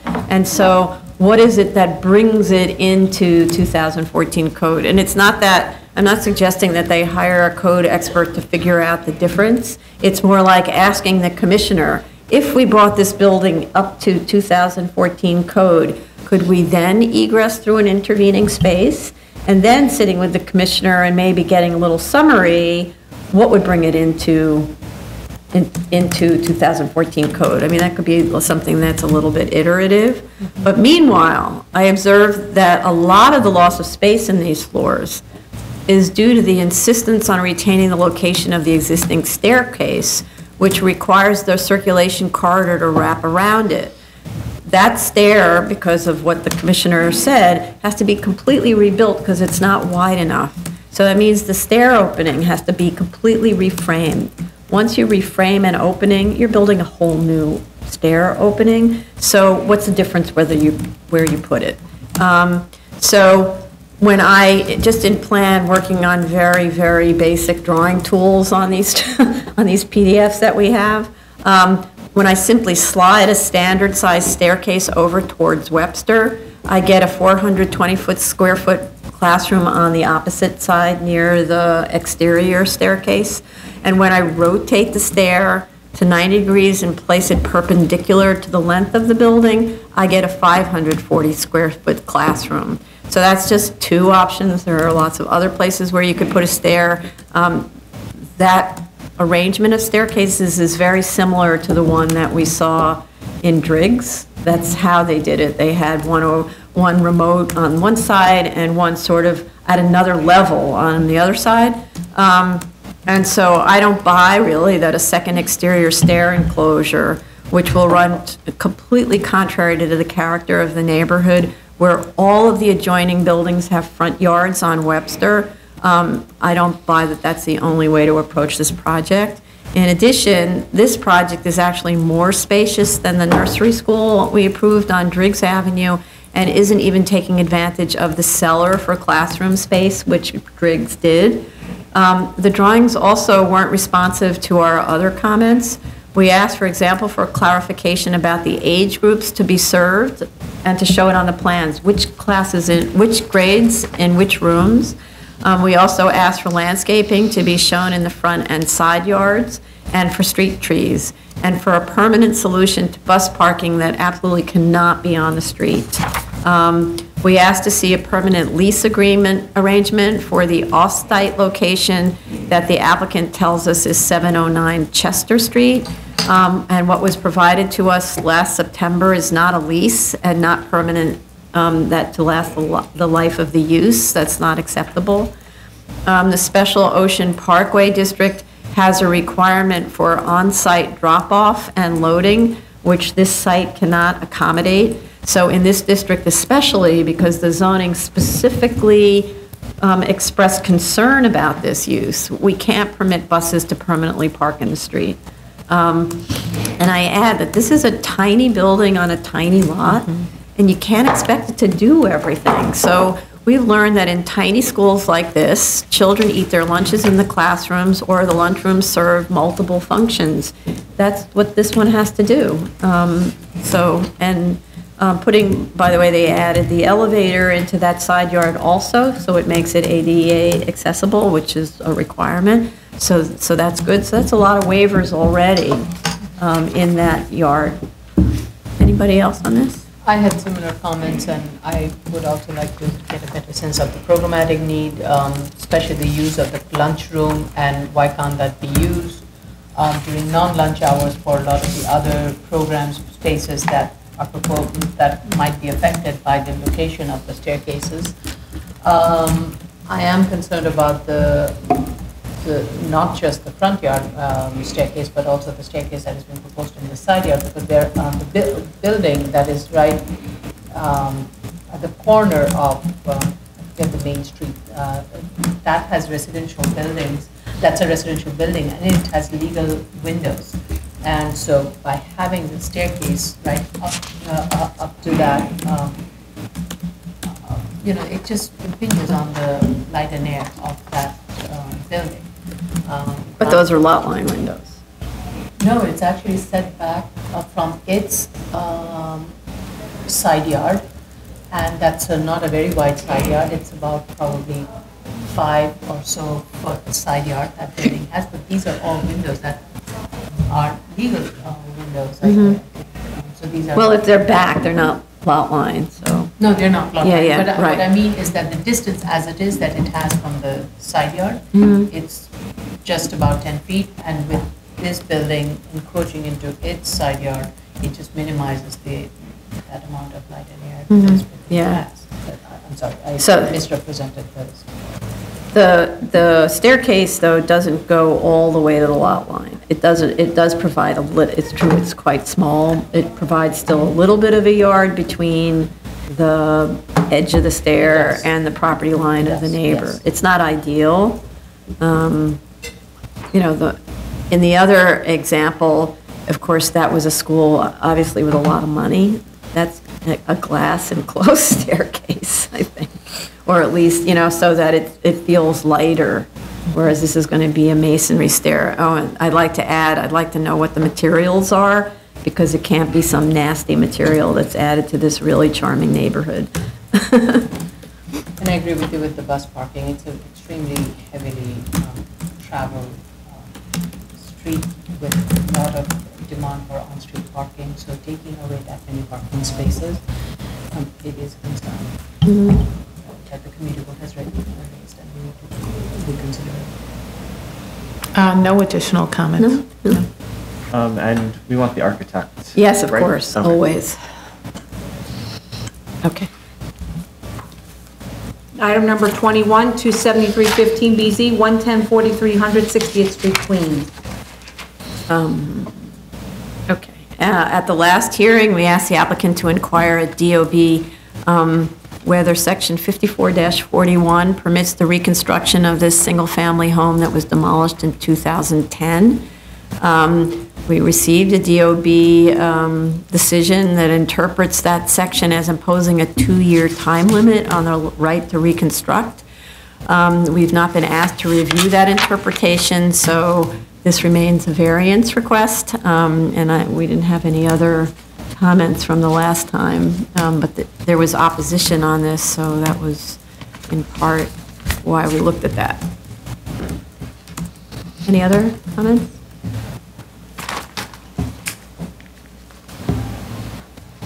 Move on. New cases on the zoning calendar, item number 1, 10-15BZ, 148 Lafayette Street, Manhattan. Sorry, I'm a little out of order here. Okay. So since it's a new hearing, we have proof of service of the initial application to officials and proof of notice of hearing to officials and neighbors. I note this is a legalization, which they tell us, operating since 2014. We have one letter in support. I didn't find the community board recommendation. We have DOI sign-off. We don't have fire department sign-off. However, the applicant states that the space is sprinklered and has a fire alarm that was inspected in January.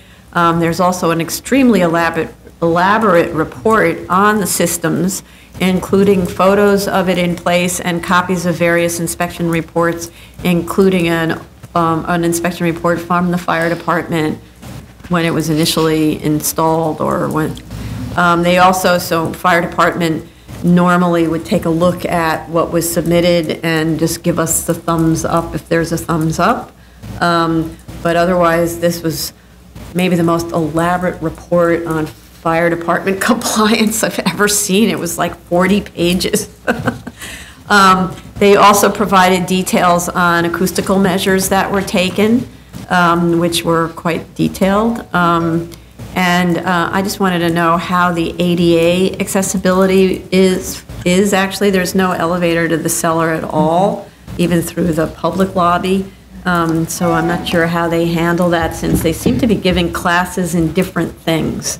So it's not like it's totally believable, though it's possible that they could conduct like a private class, but is that the same price? You know, that kind of thing. So they can't be separating. Any other comment?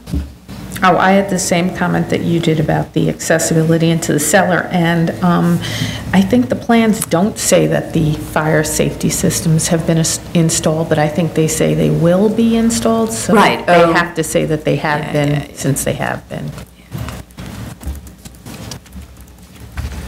Change of preposition.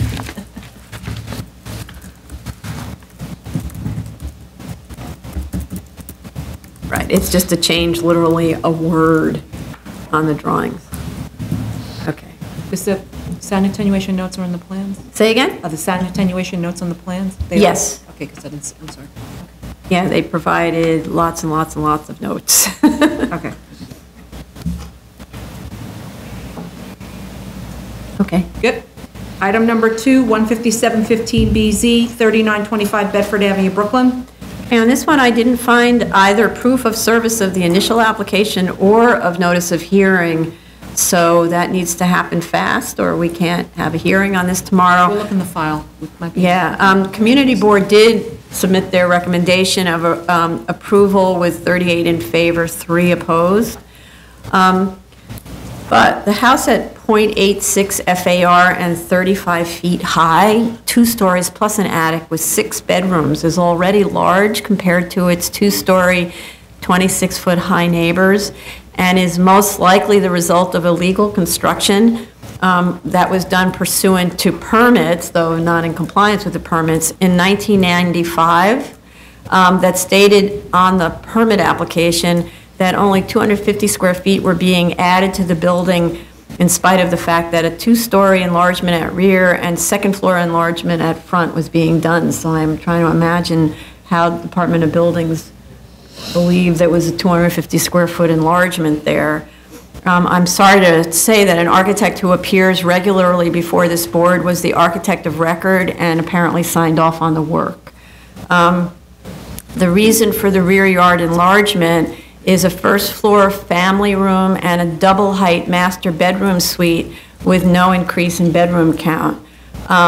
For me, this application, more than most others, speaks clearly to limiting the rear yard encroachment to the first floor and maintaining the required 30-foot setback at the second floor as adjoining rear yards are compliant.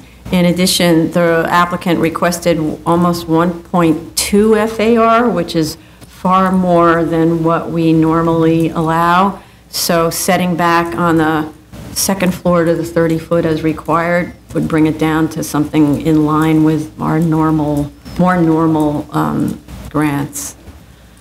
Anybody else? So you want the architect here tomorrow? Yeah, absolutely. I agreed with you that the two studies that they provided did not justify either the space or the rear yard for all of those floors that they're seeking. Yeah, I think that some of the programming spaces that's been identified here is not typically what we see, but there are ways of shaping up some of these spaces to bring the second floor recede from the rear yard.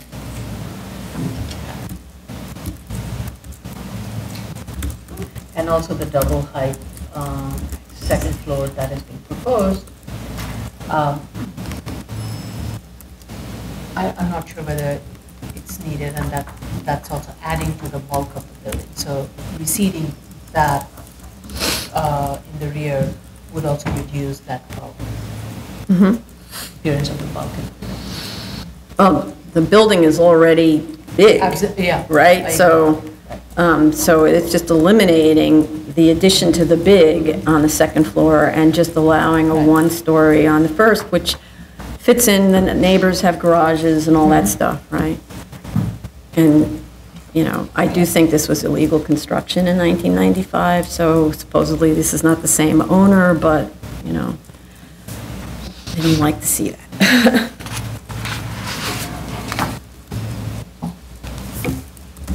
Okay. Item number 3, 17315 BZ, 157 Kent Avenue, Brooklyn. It's a PCE legalization. Yeah, and which opened in June of last year.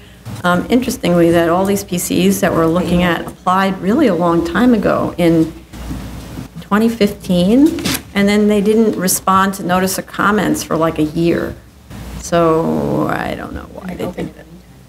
Sorry? And then opened. And they open in the meantime, which I understand a lot of them do because, you know, you sign a pay the lease rent. and all that stuff. But they also didn't. But they didn't prosecute, they didn't prosecute their applications. Right. Like, what's going on there? I don't understand that. It's really improper and potentially gives them a lot of headache because in addition to costing them more money as we ask for more proofs for about fire department and all that, we might find, for instance, that their acoustical efforts are not adequate and that they could have avoided had they done this earlier. So anyway, on this one, we have proof of service of the initial application to officials and proof of notice of hearing to officials and neighbors, and anticipating what we would ask because of the type of use this is. The applicant also provided proof of posting in the lobby of the building, and we didn't get any comments from neighbors. Maybe somebody will come to the hearing tomorrow, I don't know. Community board recommended approval, but that was way back before there was a space. We still need DOI and fire department to comment on this. However, we do have affidavits from installers and maintenance contractors that the fire alarm and sprinkler systems are installed and operating. So normally, fire department will tell us whether that's adequate or whether they need to prove other kinds of fire department inspection. notes on the BSA drawings need to indicate that these measures, that the fire safety measures have been and not shall be installed, and also the sprinkler notes are missing from the drawings. I'm actually not understanding how you get to the PCE from the first floor. There's this little room, it shows you go from the entrance, and then you open this glass door, and then you only have 3 foot 5 inches in front of the stairs to go down. They provided a photograph of the interior, which makes it look like there's much more room between that door and the stair, because 3 foot 5 inches means you fall down the stairs. You swing the door open and you literally fall down the stairs. So, and also, the check-in desk wasn't clear about its location, though from the photographs I can figure out where it is, but on the drawings you can't tell that. Before you fall down the stairs, you have to walk around that and check in at a desk. And then you could also, I think, go down into the cellar and check in separately. That's common with a lot of these two-level gyms. And also, how does a disabled person check in? I think they take the elevator down and somehow make their way down to a desk there, but that also wasn't clear.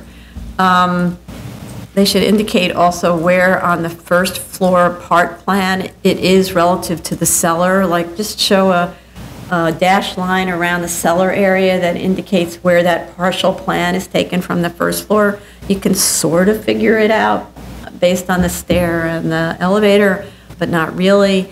And also, they should show on the first floor plan or the site plan the location of the remote egress to North 4th Street. There's a fire egress going on to North 4th, but you can't tell where it egresses to the actual street.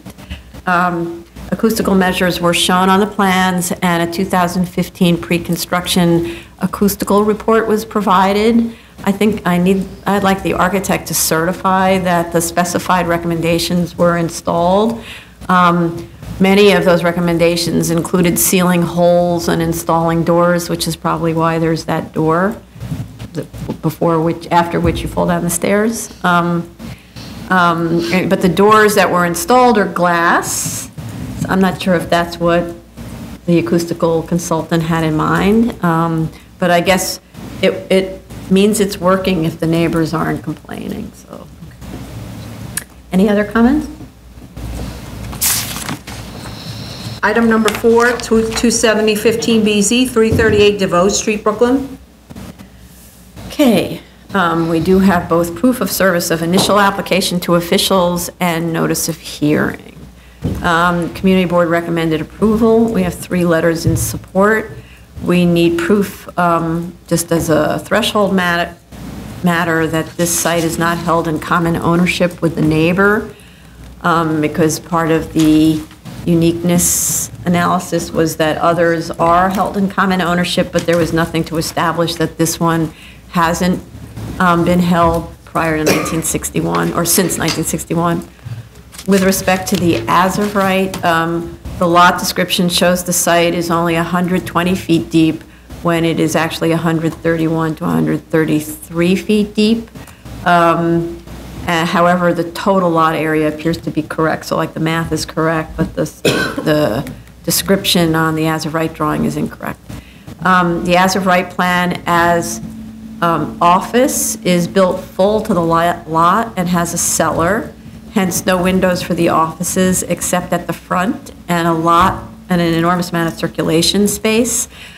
Since this is a very deep lot and we've seen such use recently, such use which was desirable, I'm wondering whether a 2-story structure with, say, 1,650 square feet per floor and rear yard facing windows wouldn't be more viable as an option, with or without a cellar. That's something Commissioner Otley Brown can discuss. With respect to the proposed building, I don't know what the purpose of the 2 mechanical rooms are on the roof if there's a full cellar, because it's not a very big building, and why would it need so much mechanical space?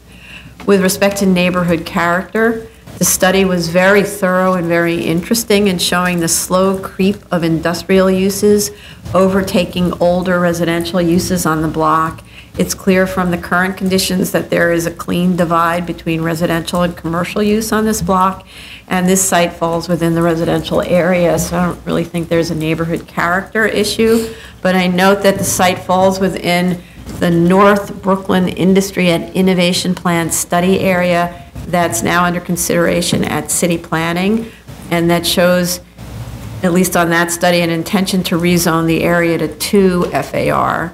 But I should note that we actually spoke to City Planning's Brooklyn Deputy Director. I don't know if you want to talk about this, but that office says it has no issues with the proposal because that little area that we're talking about is being considered for residential rezoning. But in any event, that all should be discussed in the statement of facts in terms of neighborhood character, like, you know, how does this proposal work within the North Brooklyn Industry Innovation Study and so on. With respect to the proposed height, I need just a little more information on why 30 feet is justified when the adjoining properties are shorter. The study states that only corner lots are taller, and this is an interior lot. So kind of the study demonstrated that this shouldn't be as tall as this, and I'm not sure whether that's the right conclusion. It just, sorry, go ahead. Yeah, go ahead. No, you can. Well, the next thing I'm going to talk about is environmental, so you can talk about. I think, as you pointed out, we did reach out to city planning to ensure if the proposal that is being that is before us is it in keeping with the North Brooklyn Industry Study, and the applicant should address it in the statement of fact. To their benefit, this proposal, as it's here before us, would be in keeping with what is being considered, and I think. Going to the neighborhood character, I thought the study was very thorough, and it was one of the better neighborhood studies that I have seen, and should be used as a sample, just in the way it showed the industrial creep and the residential boundary that has been retained over the years. It was very helpful and very thorough. With regards to the building height, again, talking to city planning and what they think would be the appropriate zoning and all of that, they should reach out. Given the abutting zoning district is R6B, and it's likely that that is going to be extended. What they're proposing is very much in keeping with an R6B envelope, so I do not have an issue with the building height that is being proposed, because that's what would be built if this project were to wait for the rezoning to happen and occur. So I don't have any issues with that, and that's what I just wanted to say. I have financial comments, and they really relate to the B finding, and I also have one comment on the uniqueness argument. They make an argument that a 25-foot wide vacant lot on a narrow street is not good for manufacturing or commercial office use, and they talk about, you know, the narrow street with the parking lot on both sides, leaving just a single lane. They talk about no room for a loading dock or a loading zone, and they talk about a constrained floor plate. The only thing that I take issue with is the statement that with an as-of-right development, the core would dominate the floor plate, and they talk about how you need a core with an elevator and lobby and stairs, but I don't think that's not necessarily so. It depends on the type of development that you're contemplating, because certainly we've seen on these 25 by 100 foot or 130-foot lots, we've seen one-story storage warehouse type of structures that are very simple and don't even have a core, basically. So I'm not in agreement with that. And then my other comments have to do with the financials, and I'll just read through them. As far as the site value, all of the sites that are used as comparables are M1-1, which is good, but only comparable number 1 is nearby, and that's the cheapest sales price, but it's also the oldest sales price. And so it's hard to tell if the location is having an effect on the price or whether the age of the sale is having an effect on the price. They do adjust for time, though, but the other 5 sales are more expensive, and they're approximately 1.5 miles away, and that's actually driving the site value cost higher.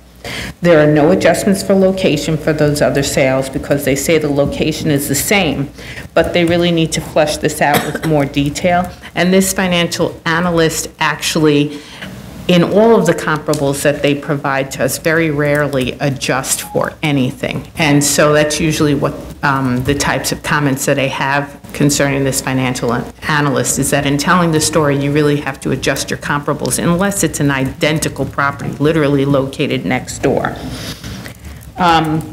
Even if they do adjust the sales for size and time, strangely enough, they then go with the unadjusted sales prices for the site value. So that doesn't even make sense, that you are making a few adjustments, but then you're going back to the unadjusted sale prices, and being that the comparables are not identical to the subject, it doesn't make sense to use unadjusted sales prices. Why would you adjust and then not use it for anything? Exactly. So I'm wondering whether, did they make an error, or, they have to talk about that. As for the development costs, I do agree with the chair that the as-of-right property they're actually talking about is a very complicated building, and it's also not a very efficiently constructed building, and that's actually validated by the development cost per square foot. The as-of-right is $289.40 per square foot based on the Marshall and Swift, and this is really being driven by the presence of a cellar, which then requires an elevator and a stair course, which adds to the cost and then also takes away from rentable square footage. More about that in a moment. The cost to build the cellar in this scenario actually adds $105 a square foot to the cost factor, or $275,000 a square foot, which is over 1/3 of the total cost to construct. And that's area that's not receiving any kind of income. So when you go to the proposed, which is apartments, which should be more expensive to construct than some kind of a complying warehouse/office simplistic type of building, the proposed costs to construct are actually only $186 a square foot. Now, as for the office leases, the comparables are not adjusted for size, location, condition, or even presence or absence of a cellar for storage. There's no discussion of whether or not the cellar use is actually added to the base lease. Only 1,864 square feet is actually leasable on the first floor, and no income is attributed to any cellar floor area at all. Yet 3,308 square feet is constructed on the first floor, along with 3,308 square feet constructed in the cellar. So to me, there's too much waste. This building shows a 56% efficiency ratio on the first floor alone, and then when you add in the cellar, it actually drops to about a quarter, 25%. The apartment rents, it averages about $2,700 a month for each of these one-bedroom apartments, of which there are 6. The apartment comparables are not adjusted in any way, shape, or form. The expense ratio is around 42% for each scenario in the income and expense analysis, and that seems like it's a bit high, so I would like them to just justify that. And those are my comments. Okay, lots of work. So obviously, the financial consultant has to come to the hearing. Yes. Okay. You like words about environmental? Yeah, and then there's a February 2017 letter from DEP requesting additional information. I understand the applicant responded to the air quality comments and submitted the RAP and CHASP, and DEP is reviewing that, correct? Okay. Item number 5, 2016-1219BZ and 2016-1220A. This is 7345 Myrtle Avenue, Queens. Okay. Okay, it's a new application. We have a proof of service of initial application to officials. With respect to the notice of hearing, there was a BSA error, and the required BSA generated notices didn't go out to the applicant in time. As a result, notice of hearing was only published in the city record and not mailed to neighbors or provided to officials. Since this was BSA error and not applicant error, we will hold the hearing nonetheless and have notified Community Board 5 of that fact. But because of this, we'll continue the hearing to a later date to enable officials and neighbors to voice their opinions. And I believe it has been noticed for, or it will be noticed It will be noticed, for the because we'll next set the date date. tomorrow. Right, okay. Community Board 5 recommended approval on condition with one person opposed. The condition was that the owner plant 3 street trees along Myrtle, the Myrtle Avenue portion, and 1 street tree on the 74th Street side of the property. So not very difficult, as long as that's permitted by DOT. We have DOT sign off for the GCL 35 waiver with the recommendation that the building frontage align with adjacent properties, which is rather confusing, given that doing that would pull the building outside of the widening line, so then you don't need the GCL waiver anymore. But I actually do understand why DOT would prefer the continuity of the sidewalk width, and agree that that's preferred, because otherwise the building will jut out into the sidewalk unexpectedly. And there's actually a place like that, actually I think it's on Fifth Avenue, like in the 20s, and it's pretty shocking. You're walking along and then you don't realize it and you almost hit the wall. So DOT's approval is conditioned on the applicant requesting temporary removal of the existing bus shelter, or maybe permanent removal, depending on how they decide to deal with it. We have fire department sign off for the GCL waiver on condition that the building is sprinklered throughout and there's a hydrant within 250 feet. They also need to provide proof, because again, this is part of the uniqueness argument, that this lot was held in common ownership subsequent to 1961, was not held in common ownership subsequent to 1961. They should also clarify in the statement of facts and on the drawings with respect to the required depth of the side yards. It's a pretty complicated analysis, actually. Because the as-of-right has residential and community facility in it, and the proposed has commercial and residential, which isn't regulated by this district. There are different yard requirements according to what you're actually going to be doing. So they need to go through the different regulations for corner lots and apply the different uses in those buildings, because we'd be sort of clearly waiving which yard regulations. They actually send you all over the place, because community facility obviously sends you to section 24, not 23. So the unique conditions about this lot are its bow tie shape and narrowness that are constrained by the side and front yard requirements.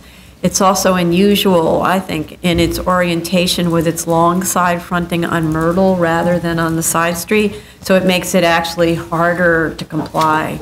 And it also kind of points more to the subject of the frontage on Myrtle. So floor area, parking, and use, though, is not a hardship for this lot. So I don't actually understand why they should be one of the forms of relief. The idea is only to bring the lot into parity with its neighbors. However, for some incomprehensible reason, city planning determined that this one block frontage of Myrtle would be virtually, actually, the only one for the entire length of the zoning map to not be within a commercial district or commercial overlay. I was trying to figure out, like, what happened in terms of that historical study. So I looked at the 61 zoning map and so on. And so that one, just like you could do with the Sandmore map, it shows that in 1961, this little strip was among 6 blocks on Myrtle that were left out of the commercial overlay. And it remained like that until 2009. And then the overlay was done to leave out this little portion, but meanwhile, it even includes blocks to the west that are entirely residential on the same side of Myrtle, while the subject block already has one non-conforming commercial use. And then reading the CPC report, there was no explanation for the anomaly. I actually thought, CPC wanted it, but then the city council. Sign also on that side. Yeah, it wasn't a secret that this was, I think it's law offices, right? So And I thought that really it would be CPC showing it and then city council saying, no, we're taking it out for some who knows what reason. But no, it's in the CPC report. I cannot figure it out. So could you argue then in terms of parity with neighbors that this property owner is also deprived of beneficial use for ground floor commercial purposes because of sort of the character of Myrtle having most of the time ground floor commercial? There are a couple of streets away where there are housing developments that were built while the commercial overlay was in place, and there's no commercial on those bases on the ground floor, so I don't know. But on the other hand, it's directly across 74th Place is a medical office, which is an as-of-right use in the R41. But I have to say that given what's going on with medical offices and how tiny this lot is, I'm not sure that a medical office is a viable use. So, you know, forcing them to go to medical offices, does that mean that it would never be rented? Don't know. With respect to the front yard waiver, I'm thinking that the building might be configured without a side yard along the portion of the shared northern side yard line that has a garage adjacent to it. And in that way, the front of the building could align with the adjacent property along Myrtle. I actually don't think it would be in character with the block front for this building to protrude forward of the widening line. I also don't think it's in character with the neighborhood typology to have the building's residential tenants access their units through the narrow 5-foot side yard, where, by the way, the door swings opposite both ingress and egress, so you'd never be able to get into your unit. In fact, most of the houses fronting the side streets are semi-detached, actually, when you look at sort of typology. We don't have Sanborns that go back far enough for this site, but it seems reasonable to assume that this site might have also been part of a row of semi-detached houses. In that event, no side yard would have been typical on that adjoining property. And the tiny windows facing the side yard on the adjacent property show that there are no living spaces along that side lot line. There are obviously bathroom windows and maybe a staircase window. You can see how similar corner conditions were handled in the 1951 Sanborn that was provided at the corner of Myrtle and 73rd Place and 75th Street. So where exactly the same kind of corner conditions exist, and those were semi-detached houses. So I'd like commissioners consider whether that might be a better solution so that you don't have that front yard incursion. Well, I agree with you. I think aligning the building along Myrtle is more in keeping with the neighborhood character also, and it also does not, you know, as it is, there isn't much space between the bus stop and the property, and moving the bus stop further as the applicant is proposing and keeping the alignment of the building with the existing building will just ease up the pedestrian flow along Myrtle. I agree in return for that, if the sidewalk, the side yard on the northern lot line, if that is eliminated or reduced even further, I think that is more acceptable, and you still are able to build the residential building with a ground floor commercial. I think a ground floor commercial at this location is appropriate. A residential use at this corner, at the street level, facing a bus stop, I'm not sure it's a better use of this side. okay. Do you have comments about that? Since there are no windows on that interior side lot line, I'm fine with moving the building back. It's not There are like no- on the proposed. There- On the proposed, there's Yes, no right. windows. Correct, So then yeah. I would be fine with moving it. Okay. And then I just wanted to add about the parking, because there's also a request for a waiver from parking. Sorry. I'm writing nonsense as I type. Okay. The houses that face Myrtle actually don't have curb cuts for access to parking, except that at the mid-block, you often see curb cuts accessing service roads, that run along the rear of the side street facing houses. Houses on the side streets also often have narrow drives that take them to the garages at the rear. At 22 feet deep on the west side of the property, I think this site could provide the 2 required parking spaces in an enclosed garage with residential above. I'd like to hear, though, from DOT about whether a curb cut at that location would be, you know, a really bad idea, given the bus stop, which maybe they don't want to move, maybe that's the ideal location for the bus stop, and then a curb cut next to the bus stop or in front of the bus stop, whatever is impossible. But meanwhile, the letter that DOT issued indicates the bus stop is to be relocated, so that's really not clear. It's just going to move to the front, I thought, not relocated away from the side. No, so I think because of construction crew, you have to take it away, otherwise trucks and things like that will damage the bus stop. I see. So they During move it. construction. During construction, what they typically do is they either take the bus stop away totally and they move the sign someplace else, because reinstalling a bus stop is expensive. Unless the idea is to move it to another place because, say, the community board says this is a bad location for a bus stop. It's often the community board that says, you know, it's really 2 blocks further away from where we want it, there's a crosstown or something like that. You know, I have no idea what they're going to do here. That has not been clarified. Right? No. So we don't know whether it's coming back, and that would be an issue about the curb cut. But I don't see, like they show in the as of right, they show that you can put parking in that place, and then you could have 2 simple little parking, a little garage right there, which is consistent with the character of this area, where right in the middle of the block you have a curb cut often that takes you to those parking alleys.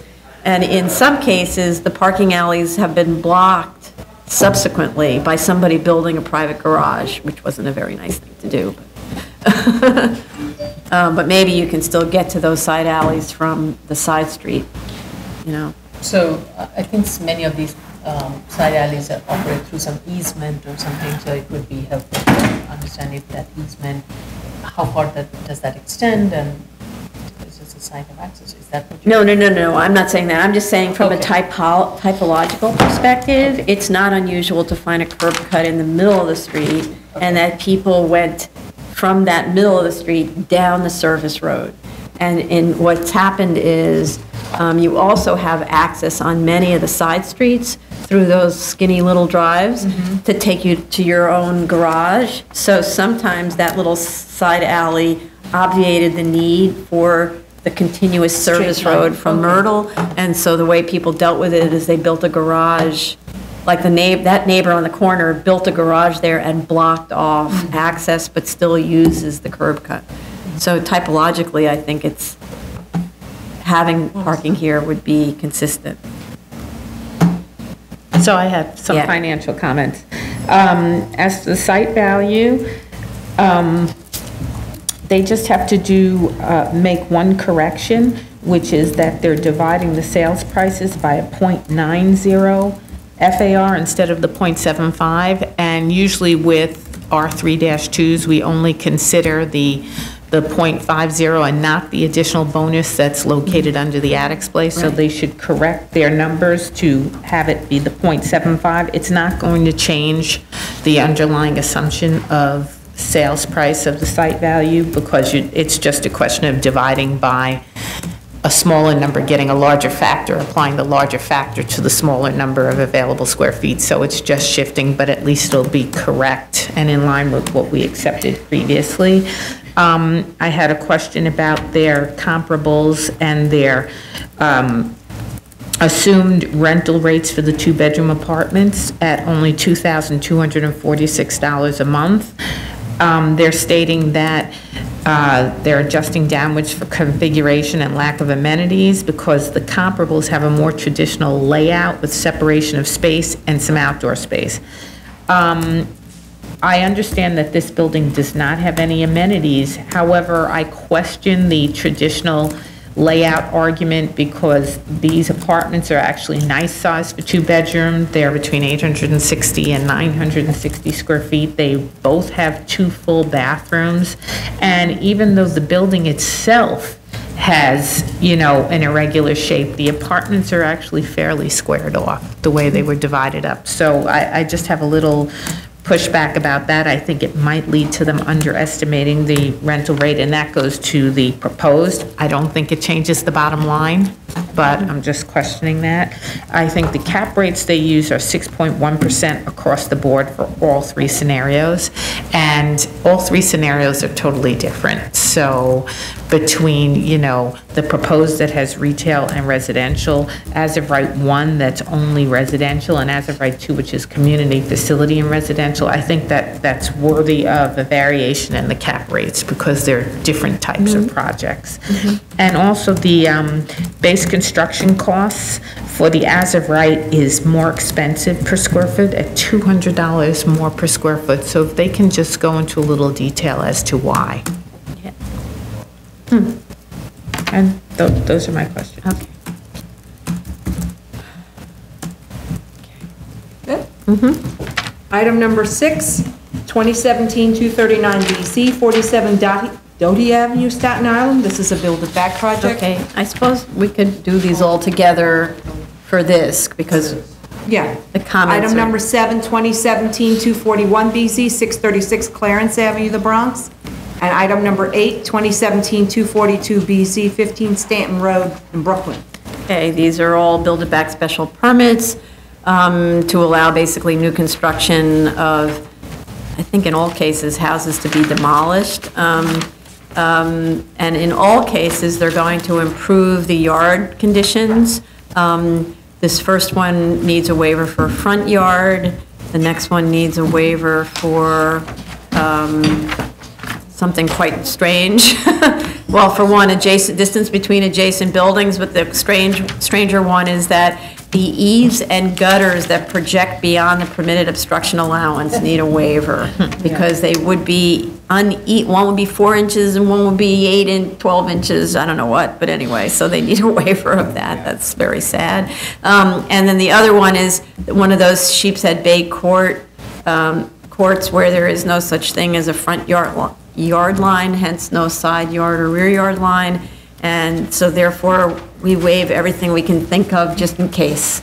And in those cases, of course, fire department requires sprinklering and a number of, sprinklering, smoke detectors, underside of the exterior building having a floor assembly of 2 hours, and the height from grade plane to the highest windowsill not exceeding 32 feet, which none of these do. And of course, there is a request to waive all of the BSA rules about application, really. And that's it.